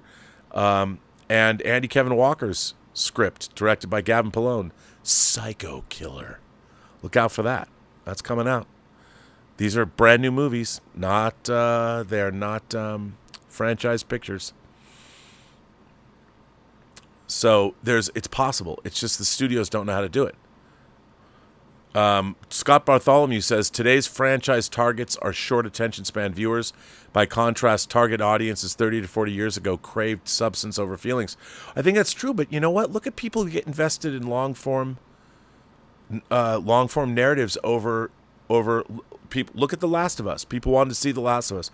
Now you could say The Last of Us because the video game was also a franchise. It just originated as a video game franchise. And whether, you have complaints about the TV show, it was a very well executed TV show. You had a person who was very involved in the creation of that game, and you had Craig Mazin coming off of Chernobyl doing a great job. Really well done. Really well done. And that show is a huge hit. Ron C. with a $50 super chat. Ron, thank you, sir. I'm humbled by that. A 2004 quote from Prince. The music industry is not run by musicians. It's run by accountants and lawyers. They're looking for acts to make money for them. Hollywood is following the same pattern for franchise films. Hopefully things will change. Look, I don't think that there's anything wrong. Remember, there's nothing wrong with making money for people. Money only represents work done. If something makes a lot of money, the work is good. The thing is, somebody has to give artists the money to make what they need to make. It's expensive to produce records. It's even more expensive to make movies. I think that great filmmakers in studios, Stanley Kubrick had a great collaboration with Warner Brothers. Back when people like John Cale and Bob Daly and Terry Semel were at the studio, they had a relationship with Kubrick. Warner Brothers had a great relationship with Malpaso, Clint Eastwood's production company, for a long time. So, good stuff. Good stuff there. You can have a collaboration with people that know what they're doing. The problem is the people that are working at the studios now don't know what they're doing, a lot of them. There are executives and people that do, but at the corporate level, what other business has people working at the highest echelons of that business that have never actually made the product that they're in charge of? I mean, think about it. How many studio executives have made movies? That's why, to me, Peter Safran and James Gunn at DC right now is really interesting. The studio heads have made and they produce films. That's not really happened. That's why they're either going to crash and burn or they're going to come up with something. That's why I'm a big James Gunn fan. I think he's going to make a great Superman movie. I really do. But Ron, I mean, Prince wasn't wrong. It wasn't wrong. Scott Bartholomew says Trek is the GOAT of franchises, good and bad. Yeah, I mean, look, I'll be honest. I think that, like the Bond franchise, Trek is about 50-50. It's 50% good, 50% bad. I am not someone, people always mistake me as, the thing is, I can recognize what I think is good and bad about the Star Trek franchise. I think since 2009, this weird obsession with going back and making a prequel or starting to show us the beginnings of Kirk, Spock, and McCoy are fraudulent. That idea is fraudulent. You can never... it's not a good idea. You didn't live in the time those characters were created, so their DNA, you're not a part of them. All you can do is, you know what? It's if AI was working on, if they hired AI to work on Star Trek, you'd probably get what J.J. Abrams' Star Trek '09 is, or worse, Star Trek Into Darkness. So yeah, but I don't know if it's the GOAT of franchises because Star Trek is not. Here's the thing: Star Trek's not a franchise property; it's a niche property. It's a niche property that they've tried to turn into a franchise, but its audience is a niche audience. It'll never be the franchise they want it to be. They keep trying to make fetch happen, and it's not going to happen. Our friend RRTNZ says, I saw Star Wars as a child in 1977. It's no exaggeration to say it changed Western culture. I said that earlier. I really did. I pity today's generation who won't experience a first like that. In my humble opinion, Return of the Jedi is redeemed by the Luke Vader story. Look, I agree. I think Return of the Jedi has a great opening and has a great ending. And the ending of Vader and Luke and the Emperor confronting one another is fantastic. But people don't remember now because it's been changed. But the Emperor in Empire Strikes Back used to be Clive Revel. Now, because of the special editions in 77, it was changed to Ian McDermott. But the Emperor's portrayal in The Empire Strikes Back that I saw 26 times in the theater was way scarier than the Snow White witch that the Emperor became in Jedi. And I like Ian McDermott, but Ian McDermott was way better as Palpatine than he was.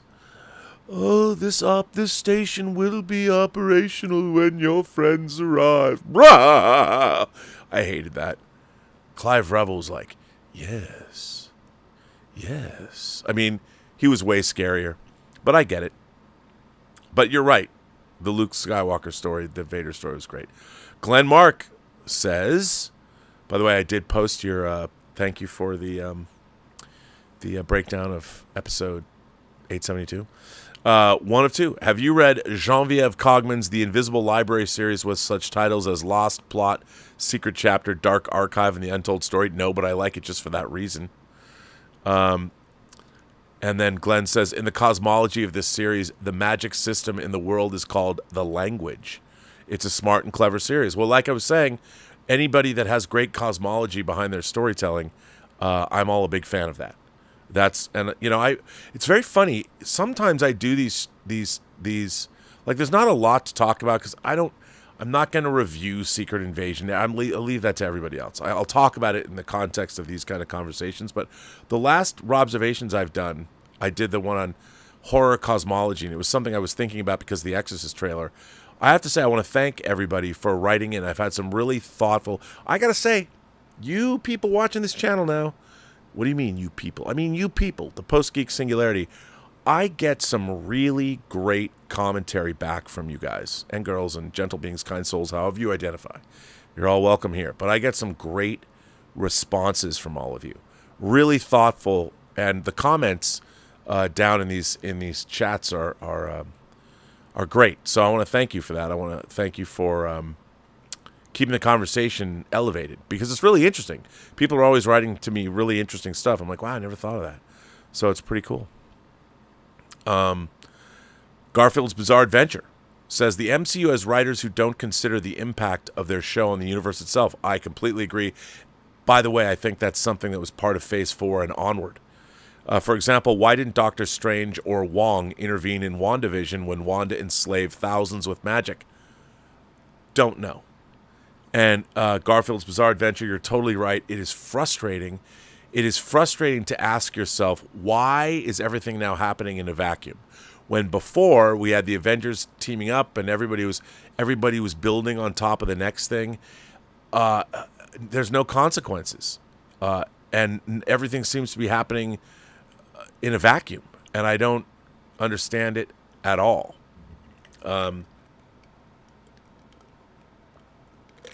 It's very weird. Anthony Gonzalez sends in a tip and says, what are your overall thoughts on Battlestar Galactica, and do you prefer the original or the modern 2004 version?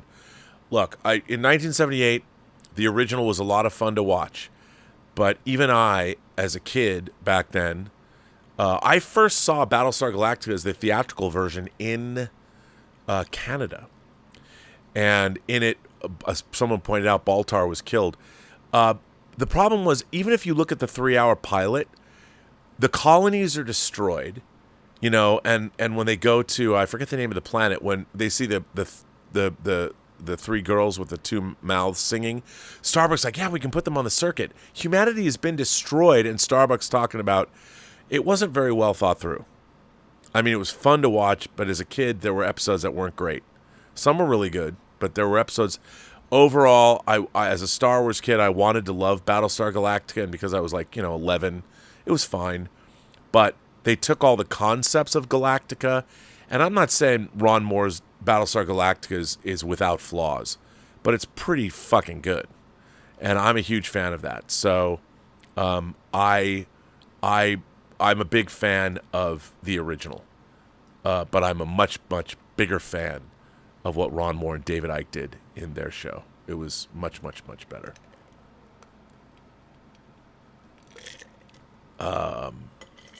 But yeah, Garfield's Bizarre Adventure, you're right. Stephen Langford says, I was pumped for Kraven the Hunter opening this October, then it got delayed to August 30th, 2024. I mean, what the hell? Also, keep physical media alive. Thanks, Rob. Well, you know what, Stephen? I was so bummed about that. I'm like, what? It got pushed 10 months? Really? But hopefully, if they have to work on it, they'll make it better. I mean, we can only hope. They'll make it better. Rampage Predacon, I've always loved that name, has been a member for 9 months. Thanks, Rampage Predacon. I appreciate that. I appreciate that you have been a member. Larry Quarterwitz says, I hope you've been boycotting Sound of Freedom. I have that check from Soros for you. Oh, wait. I mean, hey there. No, I mean, I have not been boycotting Sound of Freedom. As a matter of fact, I really want to see Sound of Freedom. Look, give me any story where commandos go after people and saving trafficked children. I'm down. I mean, and also a Latino filmmaker, made that movie. And I think, I want to see it. I've heard that it's well directed and well done. And I've told people, look, I get it. I understand that the movie has been conflated with Jim Caviezel's politics. And yeah, Jim Caviezel has been saying he's said a lot of crazy stuff and all that. But that, to me, that doesn't mean that the movie, I don't equate the actor himself, his politics doesn't matter to me. If he plays the role well, I'll watch Sound of Freedom. I mean, the movie has its heart in the right place. And I'll tell you something else about Sound of Freedom. Again, have not seen it. But I'm interested in Angel Studios. And, I've never been a fan of faith-based movies only because they're not good. But they have a movie coming out called The Shift. And it was really interesting. Angel Studios put on their YouTube page, they put the short film, The Shift. That's really, I don't want to, it's like a Twilight Zone episode. It's really interesting. It didn't go very far. But they made a feature film version of it. And I'm telling you, man, I'm in. Obviously, when you see the short film, you know how faith-based it is. But I'll watch anything with the devil in it. Bring me Satan and I'll watch it. But yeah, so again, it's like, when I talked about Run, Hide, Fight, that the Daily Wire had acquired Run, Hide, Fight for distribution. I came on and I said no one wanted Run, Hide, Fight. It was really controversial, school shooting in a high school. People were like, we won't touch that, too incendiary. Well, Ben Shapiro's Daily Wire, picked it up. And it was so funny because I said, as an independent filmmaker myself, I find what the Daily Wire is doing with their movies and making it available to their many millions of subscribers an interesting model for independent filmmakers. It's a new distribution line. I caught hell over it. People were like, oh, you're supporting Ben Shapiro and all that. I'm like, look, when you're an independent filmmaker, you want to get your film seen however you want to get your film seen. If you're not, if your politics isn't conservative, that's fine. But I wasn't talking about the Daily Wire as a conservative news outlet or conservative op-ed place. I was talking about the Daily Wire as a new distributor who is willing to pay for movies and had an interesting distribution model from a filmmaking perspective. And this is what I can't stand. From a filmmaking perspective and a distribution perspective, I feel that I reserve the right to talk about whoever I want to talk about from a business standpoint or a practical standpoint. It does not mean I'm endorsing their politics. And quite frankly, there is some conservative politicians that I would listen to, like William F. Buckley or something. I feel like I can learn. If you're not listening to the opposing points of view, you're missing out. You're not allowing yourself to.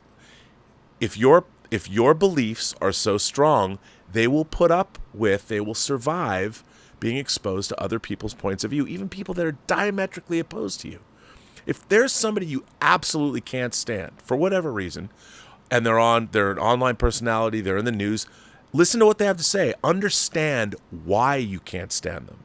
And if you really can't stand them, understand how to go down their points and argue against them.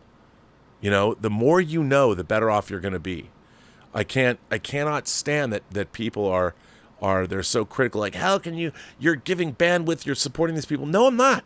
I live in a world where there's all kinds of people. If I can't talk about The Sound of Freedom as a phenomenal example of what can happen with an independent motion picture that has interesting distribution, it's sat on a shelf at Fox for 5 years. Sound of Freedom is a movie that the movie industry has to take a look at.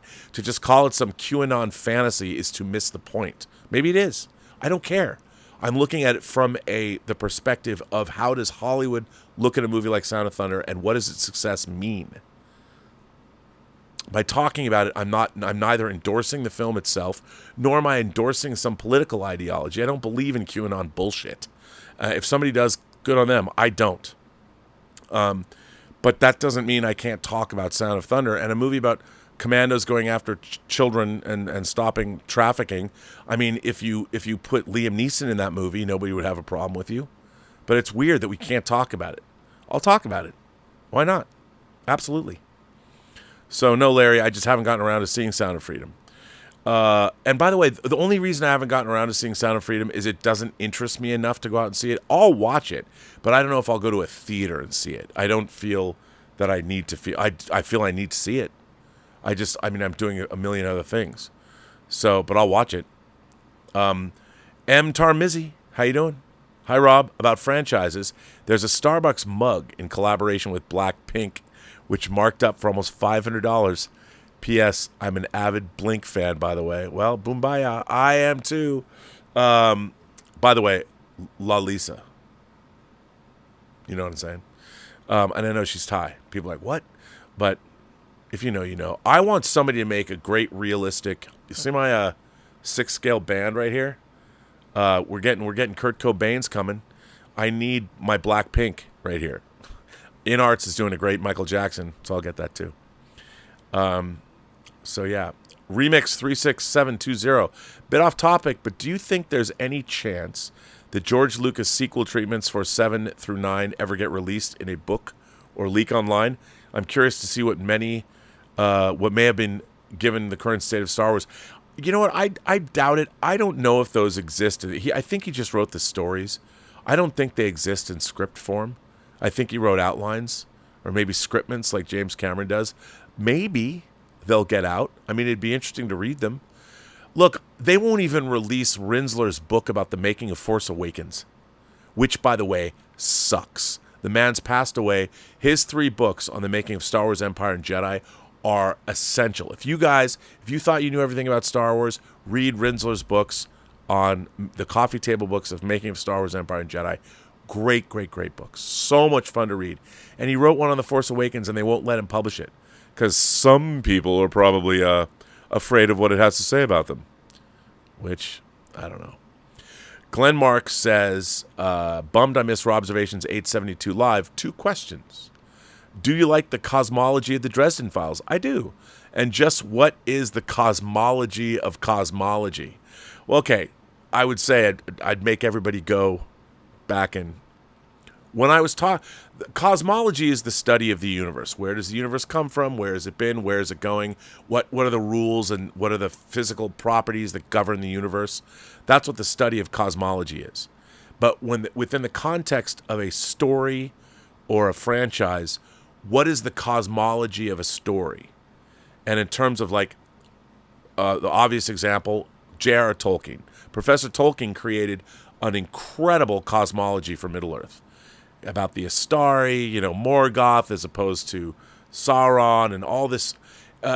He created all of it. And that's why his story works so well, because he knows and understands all of that cosmology.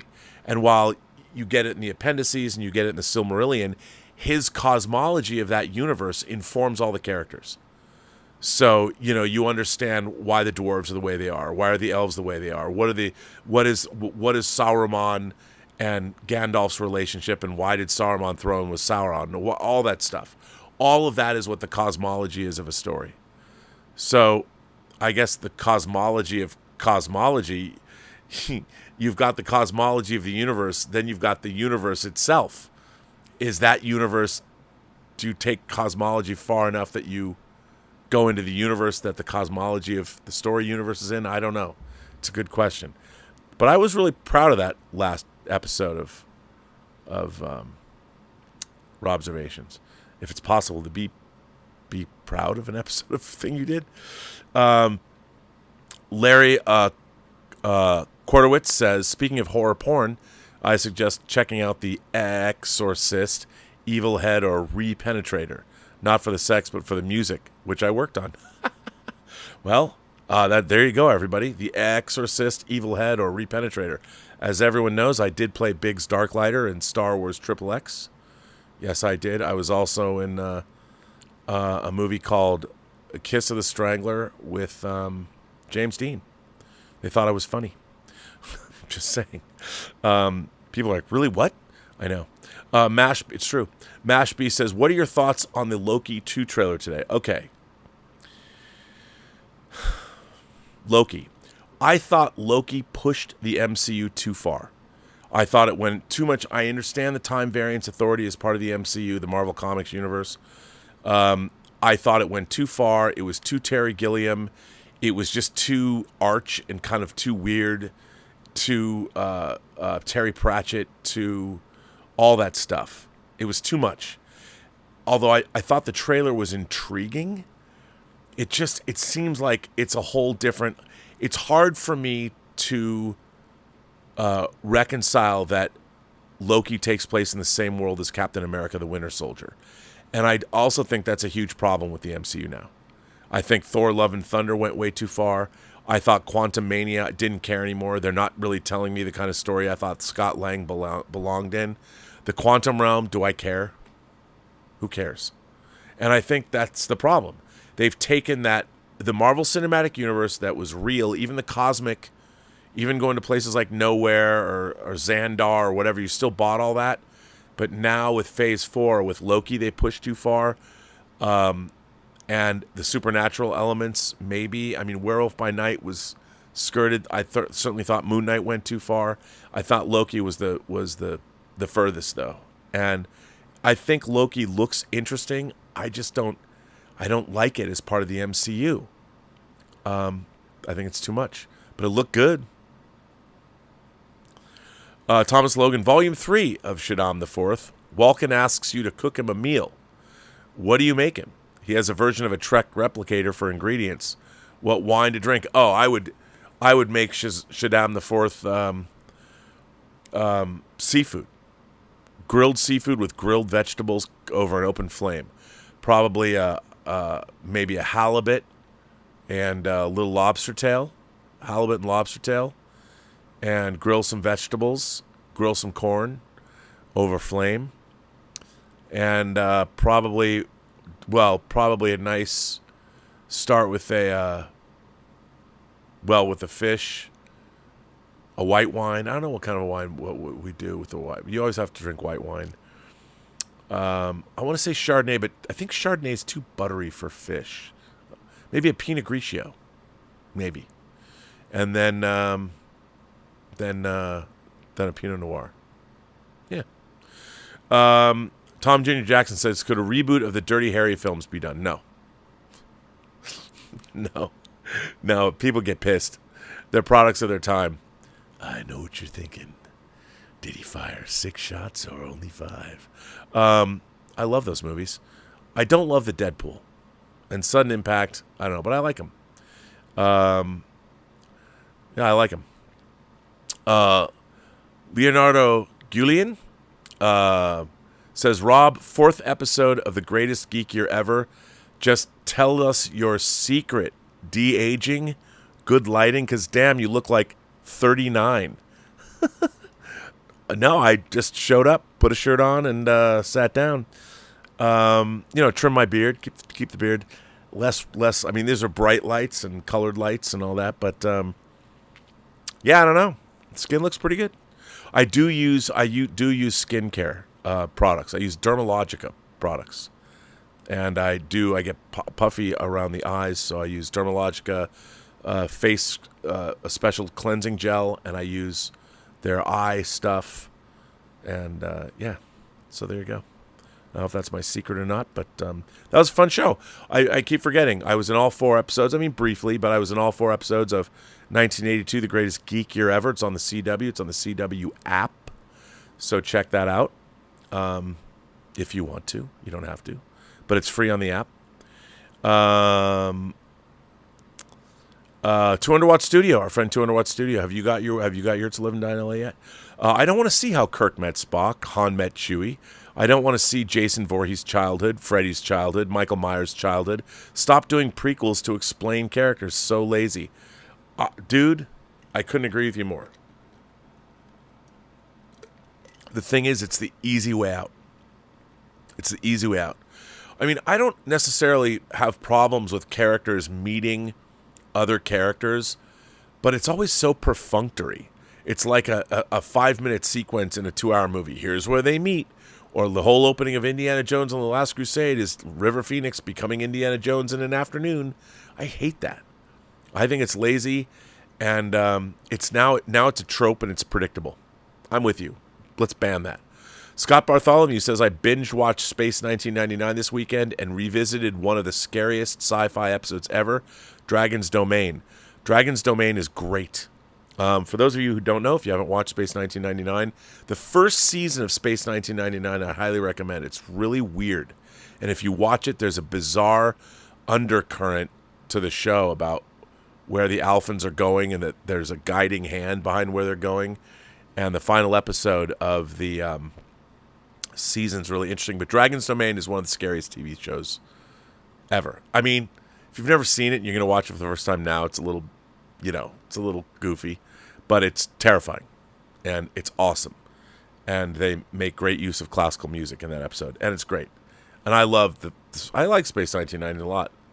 There is, by the way, I will be having, later in August, there is a friend of mine, Jeffrey Morris, he's crowdfunding a documentary called The Eagle Has Landed. It's all about the Eagle transporter from Space 1999. And what he's doing is really, really cool. And he's already been shooting it. So he's Nick Tate's narrating the trailer and stuff, who played Alan Carter on the show. Yeah. You're going to see all my eagles behind me soon. It's going to be great. Yeah. Stephen Bro says, there are 2 new movie versions I believe we are due for, The Fly and Invasion of the Body Snatchers. Agree or disagree? Well, first of all, okay, Invasion of the Body Snatchers, there's been 4. So there's been the original. There's been Philip Kaufman's 78 Invasion of the Body Snatchers, which is awesome. One of my favorite science fiction movies ever. And one of the three greatest horror sci-fi remakes are Invasion of the Body Snatchers, The Thing, and The Fly. Some people throw in The Blob, which maybe. Then there's Abel Ferrara's Body Snatchers, and then there's the Nicole Kidman, Daniel Craig version, Invasion. I watched that the other night. It was like there was clips of her. I was watching. I went down this rabbit hole. Not good. Not good. I don't know if do we need a Fly or an Invasion of the Body Snatchers remake? I mean, a good Invasion of the Body Snatchers movie is always welcome. But Philip Kaufman's, if you guys haven't seen the 1978 Philip Kaufman Invasion of the Body Snatchers, shame on you. It's one of the great paranoid sci-fi movies of all time. It's available on 4K from Kino Lorber. You should watch it. It's so good. It hasn't dated at all. It's really, really good. So check it out. But I don't know, man. I don't know if you could ever outdo Cronenberg's The Fly or Philip Kaufman's Invasion of the Body Snatchers, because we've seen two Body Snatchers after that. Ferrara's is pretty good. Pretty good. Where are you going to go? Where are you going to run? Just look up Meg Tilly Body Snatchers, and just that performance of hers, oh my God. I mean, she's so cute in it, but then she's terrifying at the same time. She's amazing. The Sundowners Club said, Rob, are you surprised there aren't more films or series set in the 1980s that show the mall culture, movies, music, and nostalgia? Not really, because we lived through it. You know, I mean, everything was about mall culture in the 80s. You know, you had Fast Times, you had Valley Girl. So many things took place in the mall. And I think that even the John Hughes movies, I mean, they were all of that time. And I think to go back, like, it's funny, obviously Stranger Things being the obvious with the Duffer Brothers. By the way, the Duffer Brothers, man, they made this movie before they made Stranger Things. It was their claim to fame. They had to have made it in their early 20s, early mid-20s. It's pretty good. And why am I drawing a blank on the name of the movie? But I highly recommend watching it. It's pretty good. But yeah, I just think that we lived through that period of time. We had lots of movies about that period of time. And I don't necessarily think the nostalgia for it works in movies. They pulled it off in Stranger Things, but sometimes they make these mistakes like with, well, that song wasn't out then. I hate that. Or that's not the Millennium Falcon that was available in 1985. That was the one that was available after 1997 with the extra detail on the engines of the Millennium Falcon. I hate that shit, but I hate that I even know that shit. Ishan Kumar says, really looking forward to Gareth Edwards, the creator. Time for new ideas in sci-fi and to the drought of ideas from big studios. Ishan, that movie looks great. I hope it is great. It really looks good. Creator looks great. That last trailer is great. Some well-worn ideas about AI, but really interesting. Really interesting. I can't wait. I can't wait to see that movie. Say Much says, hi, Rob. I love your perspectives. Thank you. I hope they bring about conversation. Crazy idea, but what if Amazon acquired AMC and theater visits became included with Prime memberships? Good idea or bad idea? I think it would be a good idea for Prime members, bad idea for movie theaters, because then Amazon would have to pay. I guess it would kind of be like Movie Pass or something, but Amazon would then have to pay the studios for each person that watched. So it might make it cost prohibitive ultimately. But I don't know. I mean, I'd have to look into that. It's an interesting idea, but the studios would want to get paid for every ticket, even if you got one as a part of Prime. Larry Kortowitz says, I'm down for it too if it's good. Just joking about the Q connection. Laugh out loud. Caviezel is a nut, but an okay actor. Laugh out loud. Yeah, I'm glad you're okay with that. I mean, I had the opportunity, and it was really a good one. I moderated a discussion about AMC's Prisoner remake series where Ian McKellen played number 2 and Caviezel was number 6. He was such a sweet man to me, and I met him in the green room, and he was really nervous to be at Comic-Con. And he was really nice, and he had starred in a movie about unlimited hydroplane racing called Madison. And I'm from Seattle. I think Jim's from Seattle, too. And we just had a really nice conversation. And then I moderated this conversation, and he was nervous about it, playing number 6, and it was a packed house. And he took me aside afterwards, and he was so sweet. And he's like, you know, you made me feel comfortable, and I just really want to thank you. I was really nervous about this panel, and you made it so easy. I mean, he was so effusive with his praise, but he was really nice, and he was kind of soft-spoken. And so my experience with Jim Caviezel was a good one. And I thought he was a really sweet guy, and I liked the projects that he picked. And look, you know, it's tough. I think that one of the interesting things about the modern age is that you meet people in life that you can really like, and then you hear some of the beliefs they have, and it's difficult to reconcile liking a person so much and then listening to their crazy beliefs, if you think they're crazy. And I don't hate somebody, or I'm not immediately put off somebody because they have beliefs that I completely don't agree with. I like people, and my go-to position is to try and understand where they're coming from. Now look, if somebody's because I was raised Jewish, if somebody's gonna call me a dirty Jew and tell me that I should have been stuck in an oven somewhere, I'm not going to hang with them. I'll tell you right now. And if they're just, you know, or they hate me because I'm old, or they hate me because I don't like modern Star Trek, or whatever, I'm not saying I'm going to hang out with somebody. But I don't think that everybody that has a diametrically opposed political viewpoint is somehow an evil person. You know, I understand, for instance, I am not a Trump supporter, but I understand the people who are. And I would never not want to talk to somebody who's a supporter of Donald Trump and want to hear their point of view. And I think hearing other people's point of views is essential in this day and age. And the fact is, there's a lot of people that I really enjoy their company as long as we don't talk politics. But I love talking to them about Star Trek, or I love talking to them about, you know, their passion about European football, which I don't know much about. So, you know, I can compartmentalize people, but I think I try and give people the benefit of the doubt. But Jim Caviezel, I liked very much when I met him. My friend Cal from Swag Props says, Rob, a few more days till the Star Trek Strange New Worlds musical episode.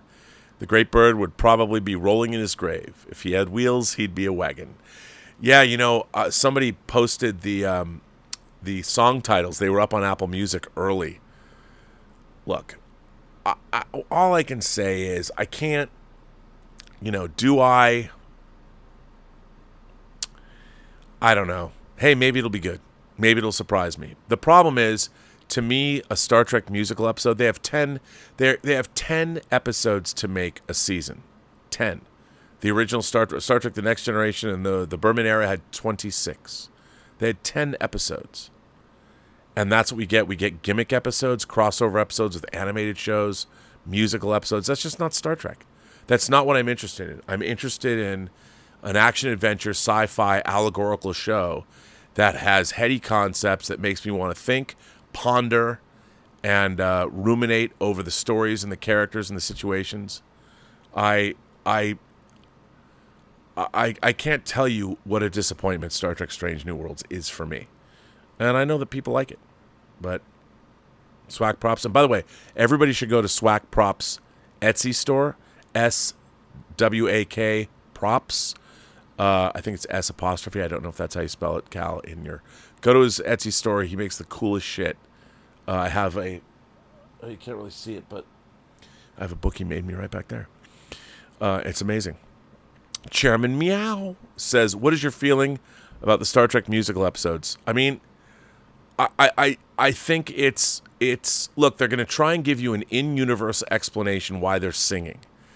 And I'm like, okay, it's just not what I want from Star Trek. And the question is, would you want to see a Star Wars musical episode?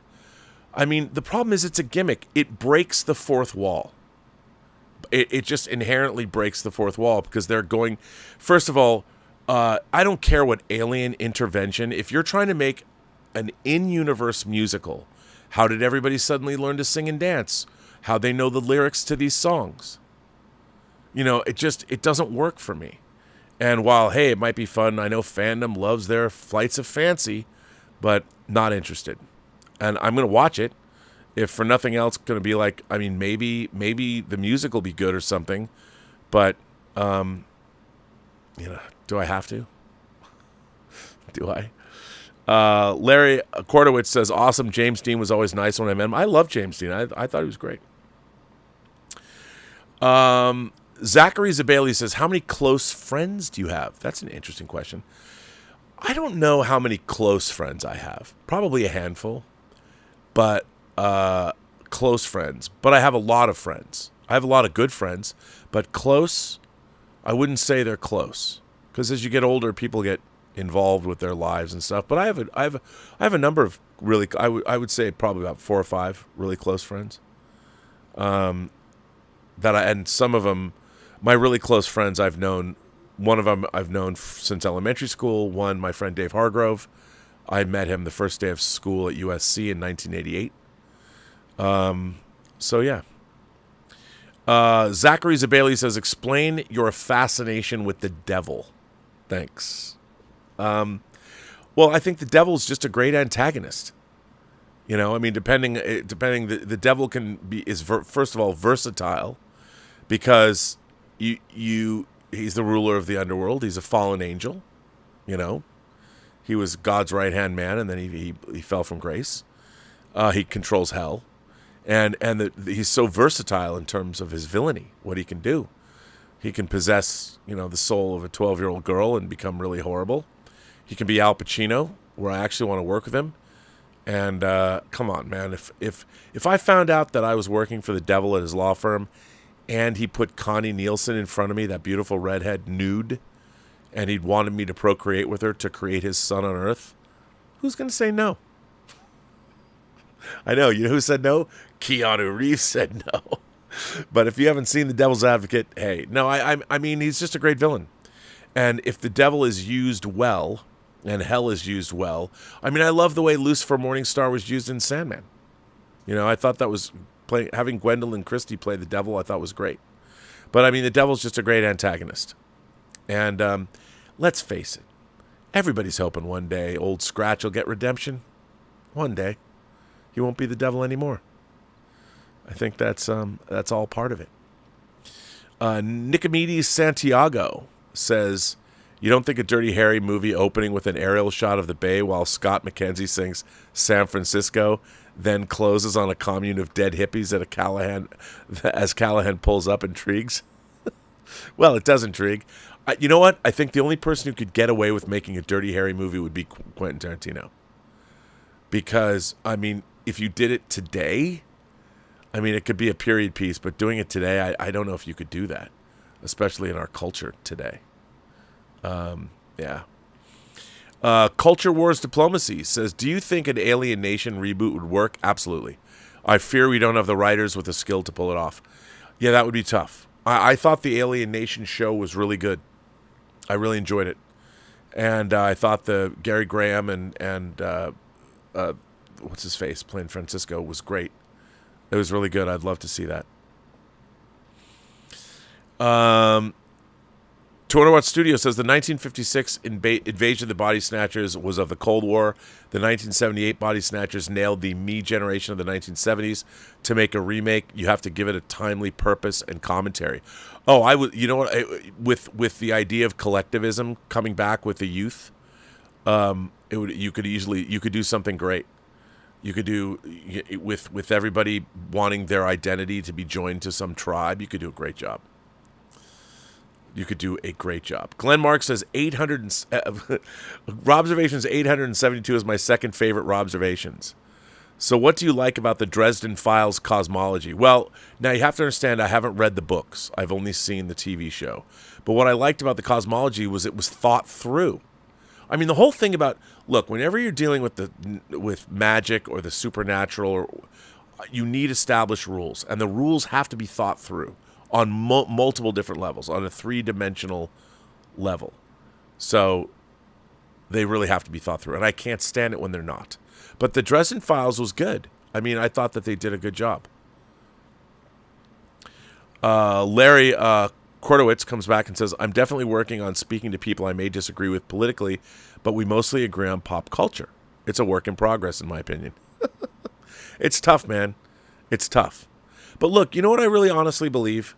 Yeah, there's a lot of assholes out there. I get it. There's a lot of people that want to do you wrong and do you harm. And there's a lot of mental illness and drug addiction and all that. But it's been my experience that you can pretty much talk to anybody. Hell, man, I've been in L.A. County and I made friends. It was a traffic beef, but I've been in L.A. County, man. Because down in the county, it's always a party because you know everybody. Yeah, I've been in L.A. County and I made friends even there. By the way, don't recommend going to L.A. County. Don't recommend it. Just saying. Yeah, Scott Bartholomew says, good interview with Terry Metalis yesterday on the Shuttlepod show. I knew he was on the Shuttlepod show. Terry's on he'll be at the 57-year mission, the Creation Star Trek convention at the Rio. So check that out. I haven't listened to it yet. I knew he was on there. I haven't listened to it yet. Thomas Logan says, start the Robservations Fall Euro Tour Kickstarter already. No one will think less of you. We support this trek. Take the show out of the Robservatory. Okay, for those of you who might be new to the channel, there has been a thought. So, as many of you know, I produced a movie called Tango Shalom, which I also edited. You can see it on Peacock and on Amazon. It's streaming. Tango Shalom, it's a Borscht Belt kind of humor comedy. I'm proud of it, but it's opening in Germany in October, and it's playing a festival, a Jewish film festival in Berlin on the second week of September. So there was some thought in here. Okay, to be honest, Thomas, here's the thing. I have thought about crowdfunding a trip to go to Europe and do this show at various European locations and meeting with some of the people that I know, people who are members of this show, whether it's the lovely Emma Bannon in the UK or Dean Mikatich or Terrier in Norway, going to France, going to Germany. I mean, I can't afford that. I'm house poor. I'm always on the verge of financial collapse. Couldn't afford to do it myself. I was thinking about crowdfunding a trip. But here's the thing. I don't want to be like, oh, Rob Burnett's just crowdfunding so he can go on vacation. I wouldn't want to do that, and that's why I'm a little trepidatious to do it. The whole point, though, would be to use that money and like buy everybody drinks, in Europe. So, and I wouldn't be like living high on the hog or anything like that. It would literally be to travel to do a Robservation Nation tour of Europe and broadcast with Imagination Connoisseurs and like have people come, and like we would just do live shows throughout Europe for like a week or two, and it'd be fun. I'd have to be convinced. I mean, I talked about doing it. I'd have to be convinced that it wouldn't be cheesy, because you know how people are, like, oh, Rob Burnett's, he's out there like crowdfunding a tour of Europe to do a show. But it'd be the kind of thing where I would love to do it. I look at Gary Beekler. He makes a lot more money on his channel.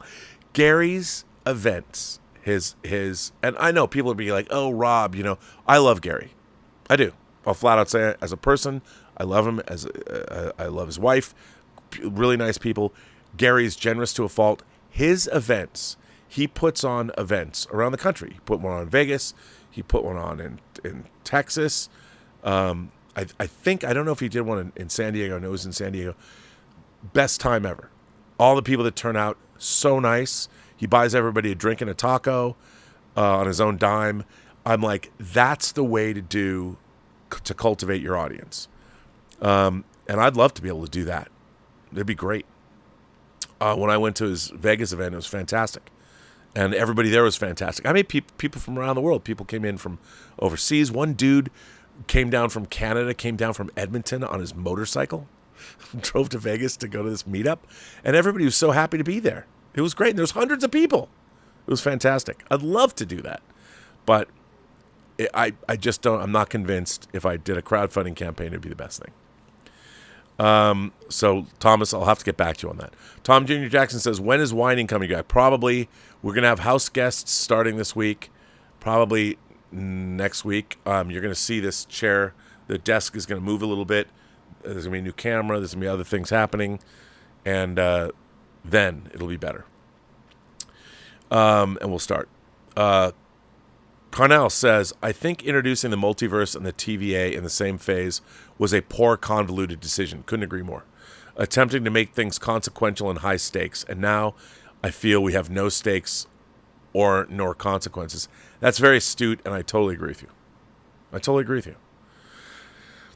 Ryan Landis said, I just watched Reign of Fire again recently. I forgot how good that film is. Horrifying premise, great story and effects. Matthew McConaughey kills it. Ryan, I agree. Matthew McConaughey and Christian Bale, directed by Rob Bowman, who directed X-Files episodes. He directed the first episode with the Borg in Star Trek The Next Generation, Q-Who, in the second season of TNG. And he made that movie. I think Reign of Fire, it doesn't entirely work, but man, I think it's like an A-list B movie, but it's really good. If you guys haven't seen Reign of Fire, it's really good. Basically, in London, they find slumbering dragons that come back to life and lay waste. It's great. I love it. Stephen Bro says a remake of 1941, The Devil and Daniel Webster. Well, they've made various remakes of that. I don't disagree with you. I think that's actually a pretty good idea. Yes, pretty good idea. Paul in Long Beach, our friend Paul in Long Beach says 5 years ago today, is this true? Was Robservations announcement number 1. Happy anniversary, my friend. I guess we now know how Nick Fury ranks on the RMB scale of will you fucking alien. He's hell yeah. So yes, the ongoing debate on this channel is whether or not you would fuck an alien. And after watching that, I definitely would fuck a Skrull. So the question is, where would you go? In terms of aliens, how far would you go? As a person, where would you go? So yes. RRTNZ says, looking forward to your thoughts on Oppenheimer. I loved it. Criticism that characters speak in an overly intellectual manner fails to acknowledge that they're all operating at a genius level. Cheers. Yeah, it's true. 100%. Scott Bartholomew asks if there's any movement on the strike. As far as I know, none. No. Unfortunately. So yeah, which is kind of a bummer. Now, kids, you know what I'm gonna do? I'm gonna read a letter. You can send me right down below at www.postgeeksingularity.com. You can send me letters. It's free. And let me see. I know I have some letters, and I'm going to try and read one. Let me see if I can find any. Here we go. Actually, since people asked about the sound of freedom, I'm going to read a letter. This one comes from Ruby Bernstein. Hi, Rob. I'm a huge fan of your show, but I will not be watching Sound of Freedom due to its anti-Semitic tones. It's how Hitler started using small words, saying things about culture from the past that were untrue, and complaining that all banks were Jewish-owned was responsible for the 30s depression in Germany and the rest of the world. I will not give my money knowing that it will end up in the pockets of people who despise us. I believe in the freedom of speech, but if only there were laws in Germany in the 1920s and 30s that protected minorities, then thousands of people might have been saved. Trafficking is evil, but it should not be used in a way to be anti-Semitic. This article I found informative and interesting. Well, here's what the article says. It's in the Jerusalem Post. It was written by Shira La Bardavita, and it was published on July 22nd. Despite the film's low budget, an independent distributor, Sound of Freedom, has made over $100 million in its first few weeks. And in this article, it says, while Barbie and Oppenheimer have hogged the headlines, an unlikelier blockbuster swept the box office this month. Sound of Freedom, a thriller lauded by QAnon conspiracy theorists and high-profile Republicans. It also draws from a conspiratorial well that includes a number of anti-Jewish canards, including the blood libel accusation, while its star, actor Jim Caviezel, has floated anti-Semitic theories in interviews promoting the film. Despite the film's low budget, an independent distributor, Sound of Freedom has made over $100 million, now over $150 million, I think, in its first few weeks, going toe-to-toe with Indiana Jones and the Dial of Destiny since it opened on July 4th. The release date aligned with its patriotic Christian undertones, captured by the protagonist's solemn line, "God's children are not for sale." In real life, Caviezel, who plays a federal agent rescuing children from sex traffickers, has openly embraced QAnon. Caviezel's character is based on Tim Ballard, who worked in the U.S. Department of Homeland Security before founding the anti-traffic group Operation Underground Railroad. Caviezel is best known for playing Jesus Christ in Mel Gibson's Passion of the Christ, which stirred accusations of anti-Semitism when it was released in 2004, a controversy compounded by Gibson's anti-Semitic tirades following its release. The movie's for normies, done in a way not to be revolting and push newbies away, said one member of a message board called Great Awakening. Mike Rothschild, who researches QAnon, said he was not surprised that the film took off with QAnon supporters who see the global cabal of child snatchers as funded by Jewish money. It plays on the same fears and conspiracy theories embraced by that community, that child trafficking is rampant and massively underreported, that the traffickers have connections to high-level people, and that only a few brave patriots are willing to stand up to it. Rothschild, author of The Storm is Upon Us, How QAnon Became a Movement, Cult, and Conspiracy Theory of Everything, told the Jewish Telegraph Agency.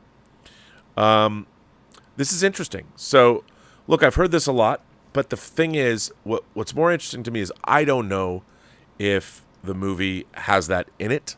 And conflating this movie with QAnon and all that because of Caviezel could be true or not. I don't know because I haven't seen it. On the other hand, child trafficking around the world is in fact very real. Tim Ballard is a real guy that did work for the Department of Homeland Security, and he is very controversial.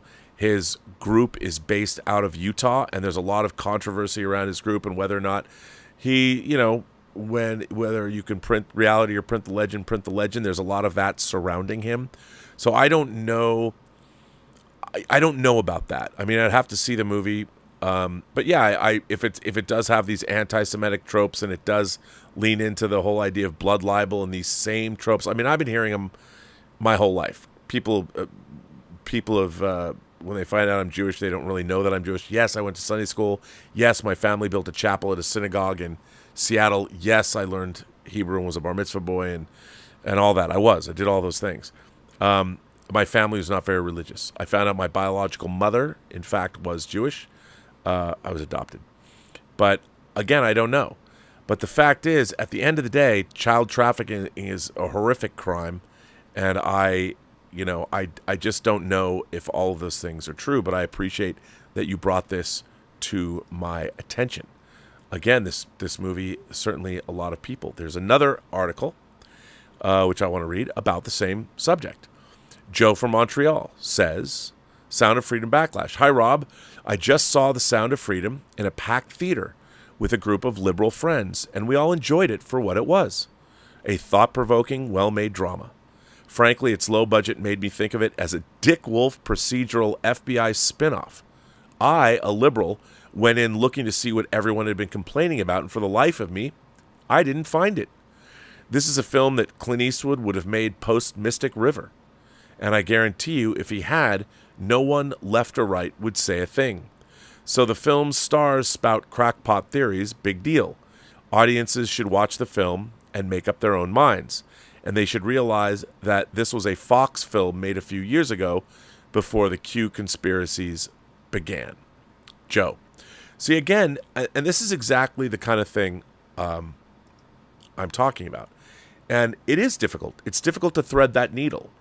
Because the previous letter writer, she's concerned that this is an anti-Semitic film, that people are involved in it, spout, QAnon theories. And part of the what QAnon talks about is the idea, they believe that the cabal of democratic Satan-worshipping elites torture children to create adrenochrome, which is what happens when you do it to children. But when you torture people, what happens to your body creates the adrenaline, creates this adrenochrome.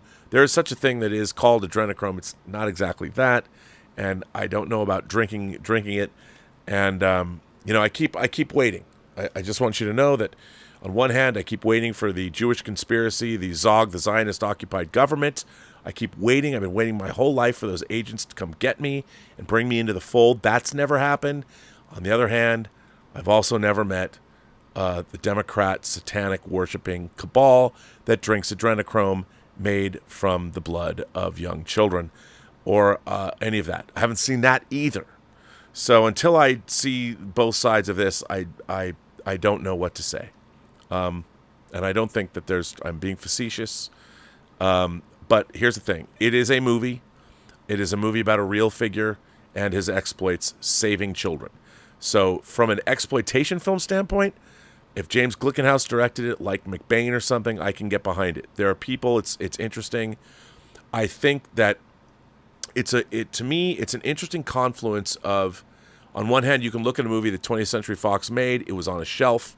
It sat on a shelf just like David Pryor's movie The Empty Man, but Pryor kept working on it and got The Empty Man out there. Please, 20th Century Fox or 20th Century Studios, can we get things like The Empty Man on physical media? You're going to put Prey out, so put out The Empty Man, would you?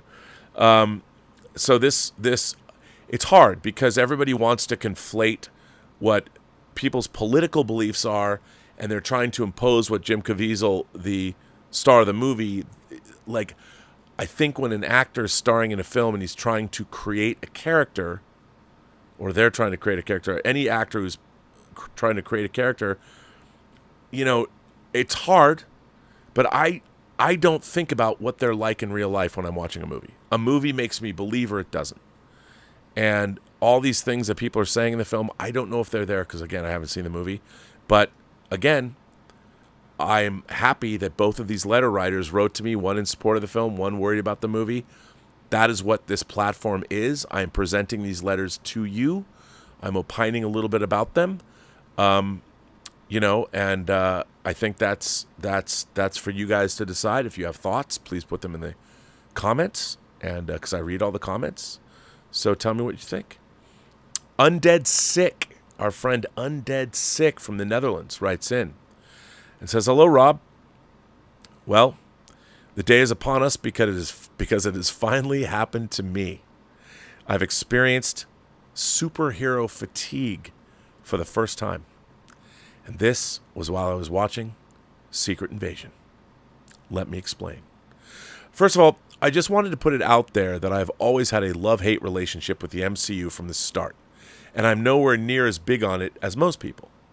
But when they announced the multiverse saga, I was like, okay, now we're getting somewhere. And unfortunately, we still haven't. Now, there are some things I did love, like WandaVision, even though the Evan Peters thing was dumb. Falcon and Winter Soldier, Spider-Man No Way Home, Multiverse of Madness, and Wakanda Forever. But of all the other stuff I've disliked or hated, it brings me to Secret Invasion. Now, I was really excited for this show because it gave me Winter Soldier vibes. The scripts did to me, too. However, I pretty much knew I had superhero fatigue when they killed Maria Hill, which was just for shock value.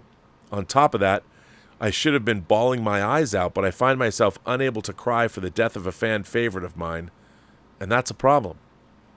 I think they should also have leaned much more into Fury's guilt over what happened during the blip, which is a subject they needed to go more into over what happened. Anyway, I mean, the blip was basically the 9/11 of the MCU, and everyone already seems to be or have forgotten about it. Also, it didn't feel like a planet-like threat as well, but the biggest thing for me is turning Gaia basically into a god, into a Super Skrull. So tell me exactly, what is the point of the MCU right now? I don't know. I think they have an existential crisis, and I think you're right. Every time they have a problem, they'll just call up Gaia to deal with the problem. On top of the question, where does this all fit into the bigger picture? Also recently grinds my gears. We keep getting questions on top of questions, and we still don't see any hints that are going to lead us to Kang Dynasty and Secret Wars. Now, I will give Brave New World, Thunderbolts, and the future Armor Wars the benefit of the doubt because they sound intriguing, but you better deliver the goods, Feige, because you're on very thin ice with me, and I'm this close to tapping out. So what do you think, Rob? Do you think I'm wrong for not caring anymore? Greetings from Holland. Undead Sick. You know what? I couldn't agree with you more. And again, none of this feels like it matters, and it really bugs me. And I think you're 100% right. And that's why I love the MCU so much, because the first 23 movies were very tight. It was good stuff.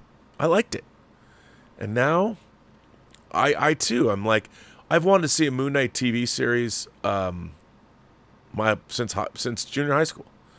That was not the Moon Knight TV series I wanted to see.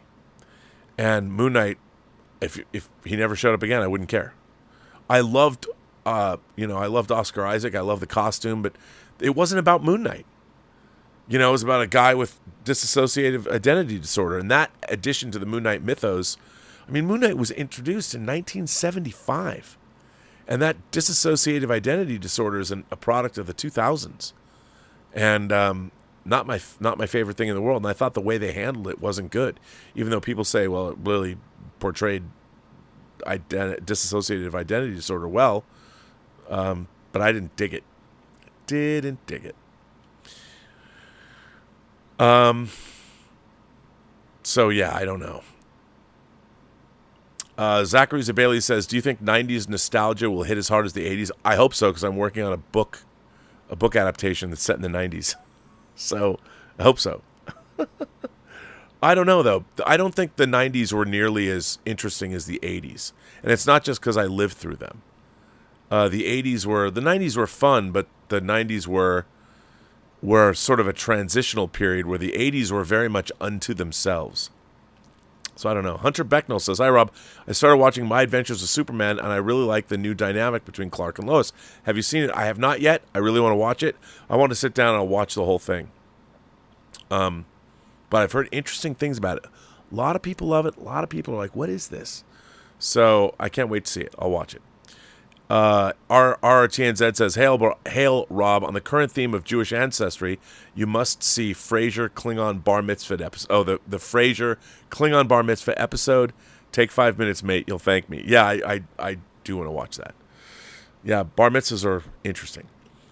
Nicomedes Santiago says, it continues to gall me that the Disney Corporation sits on the entire history of 20th Century Fox, not only sitting on recent Searchlight films, but on Laurel and Hardy, Linda Darnell, and Tyrone Power as well. It is incredibly galling. I am so angry about it. 20th Century Fox, how many great films I'd love to get on 4K. I don't know what they're doing. They bought this studio and the studio's legacy, and it seems like only to get the X-Men rights and Star Wars. They want to own the original Star Wars. It's incredibly frustrating to me. The 20th Century Fox logo is my favorite logo. There's so many good, like, where the Planet of the Apes movies in 4K?